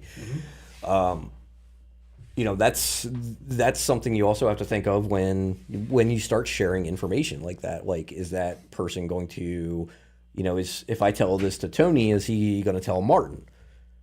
Yep. You know, because if Tony tells Martin, and then Martin tells his buddy about it because they want to go out and they want to they're fishing a tournament or something. Maybe they got a club tournament or whatever. You know, and now Martin and his buddy know about it, and now his buddy goes out and tells somebody about it. Now 2 more people know about it, and eventually when you find something that's different, and you find something that's working, you find something that nobody else fishes. If you don't keep it if you don't keep it tight with people you trust, it's going to become a community hole. Mm-hmm. Because eventually you tell, look at the pond. Yeah, that's a good example. I'm not going to throw anybody under the bus, but somebody won a tournament there. They took a co-angler there. That co-angler told 4 or 5 of their friends. Mm-hmm. 4 or 5 of their then 4 or 5 of their friends found know about it because they told them, and 2 weeks later now multiple people from the Northeast are making a 35-mile run to go to that specific spot. Yeah, you can't go in there now on a weekend without 7 boats. When before you can't go in there on a Wednesday. Yeah, it's crazy. In the springtime, the last time that I was back there in the spring, there were 21 boats in there. I'll tell you, that's a spot where that's crazy. See, if I ever pulled in there and saw that many boats, I just turn around and leave. I'm at the point now with that spot where I don't even, it's not even on my tournament radar because that's because you tell everybody everything, Martin. I don't even consider that spot anymore in tournaments. The guy that just won big tournament, local Florida guy, I'm taking him out to show him the lake before just before the tournament. Just won the big tournament. And that was, that's kind of funny because I had one of my best springs ever in Joppatown. Which tournament, Jim? Which tournament did they win? And was it is there an information rule in what they're fishing? That's a big thing too. Yep. When you get to the top of the top, BPT and Elite Series, you now have no information rules. Yep. Like I have there's a no information rule for the Bass Nation Championship, right? But that no information rule is a week. I can't get any information in like a week or a month or whatever. It's a very short time period. Up until then, like I can call everybody in Wisconsin and talk to them about the Mississippi River. Yep. So you got to look at it all depends on the tournament. If you don't follow the rules, there's no integrity, and if there's no integrity, what's the point? That's one thing I will say about Conowingo is like good luck getting information from anybody up there. Good luck. Like everyone's tight-lipped up there. And I love it. Are you? Oh. That's interesting. Interesting. We should follow that up after the show. Interesting. Through text. Speaking of after the show, it's 9:41. It's getting late. I think we're gonna cut it for the evening and go about our weekends. It's Friday night. Where everyone's hoping to fish a little bit this weekend. Flea markets tomorrow. I don't know if I'm going. I might show up if I'm bored. We'll see what happens. Martin, I'll tell you anything you want to know. Martin, white spinnerbait. Because I like you. So, but I think we're gonna kill it for the evening, gents. We appreciate everyone joining and commenting and doing all the things that you do. Hope you all enjoyed the. That's very interesting, Jim. Yeah.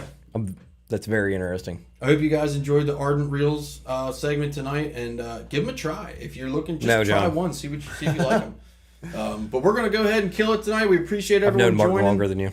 Right, and we'll see you guys